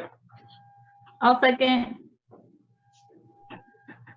Okay. I have a motion by Commissioner Wilson to forward a recommendation of approval to the City Council for the request to add proposed Chapter 17.6 residential chicken keeping standards to Title 17 Murray City Land Use Ordinance with the addition of addendum requiring those keeping chickens to register with the city, and a second by Commissioner Patterson. So, okay. Great. Commissioner Wilson? Yes. Commissioner Patterson? Who's muted? Oh, yes, sorry. That's all right. Commissioner Ney? Yes. Commissioner Milkevich? Yes. Commissioner Hacker? Yes. Commissioner Markham? My personal opinion is going to be overridden by what I believe are the wishes of the general population, so I will vote for this.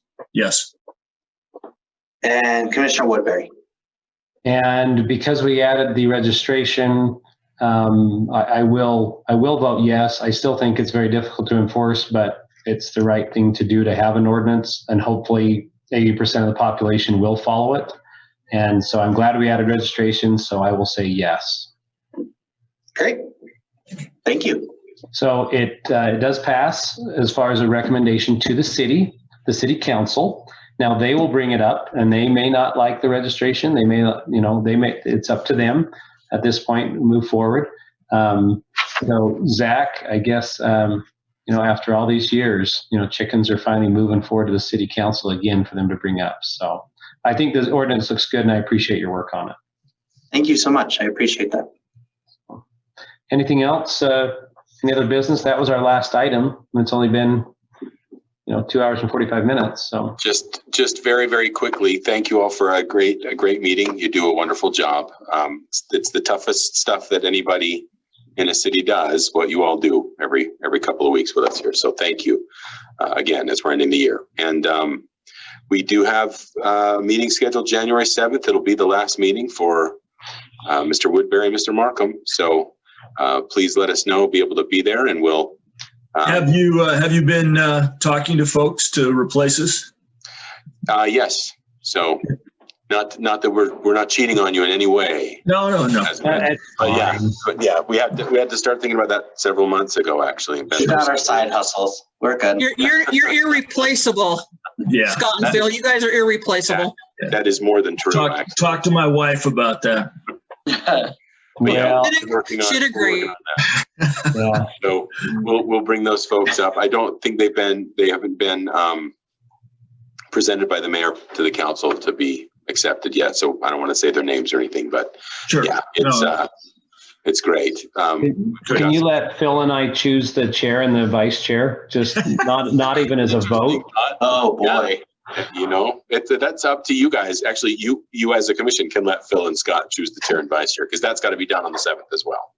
Cool. So, Well, Phil is the chair. Phil will be the chair that meeting. So this is my last one chairing. So, well, I'm sure it's been quite a ride. Did well. You know what? We could go every other agenda item if you want, Scott. hey, it's appropriate. The only way that I'd want to do that, Phil, is if tiny homes are coming up on January 7th, because that's the only other thing in 9 years. That's the only other thing that really hasn't come up in my time on the commission is. And I know Jared really wants tiny homes. So, I mean, we got chickens and bees now. So tiny homes. Now, just before we do adjourn, I did see, gosh, was it in the Murray Journal that short-term rentals may be revisited in the future here shortly? Yeah, Zach has, using his very small SurveyMonkey budget, has got another survey out on short-term rentals right now. We've had about 360 something responses so far. Zach, sound right? Hold on, I'll give you an up to the minute update. We've been asked to get looking at them. Is it on the city website? I got to go take it. You can link to it and take it. It's out in the public, in the social media stuff the city puts out and all of that. So we're going to be revisiting it, but we wanted, like with chickens, we wanted to have some good data, and we're getting, during COVID and online surveys, we're getting much better responses to the surveys than we've ever gotten. So 382. Yeah, there you go. So apparently nothing is as interesting to this world as chickens, but short-term rentals are running a close second so far. But tiny homes seem to have died down a little bit, but I mean, that would certainly help with the housing crisis. You know, there's some merit there. We have to look at that. There's places that are doing interesting things with them. I just want to have a lot of data before the data nerd on staff who's just willing to get it all collected. So we'll go for it. Yeah, that's why we love Zach. So, well, and anything else, Jared or Zach? No, just to be aware. Notice the building shut the lights off on me. So. Well, no, they stopped paying the power bill to get you more money for your SurveyMonkey. Yes, they did. You got to make choices. Yeah, it's all about trade-offs. Yeah. So. Really, thank you all for the night. You did a great job. I really appreciate it. Mr. Chairman, may I make a motion to adjourn? Yes. Yeah. So moved. Okay, so moved. All right. Thank you. Let's have a great holiday, and we'll see you on January 7th. See you next year. Yeah. Merry Christmas, everybody. Yep. Merry Christmas. Shame we couldn't meet in person for our last meeting, but maybe at some point when we can meet in person, you can invite Phil and I to come back and present us with our golden Harlan. We'll do it. Can you send us like a slice of Costco pizza? Like send each of us a slice? That would probably do that. And all your Christmas orphans to run them around. We can all raise a toast. Yeah. Hey, next meeting. Hey, thanks everybody. Have a great evening. Good night. Thanks, guys. See y'all. Bye, everyone.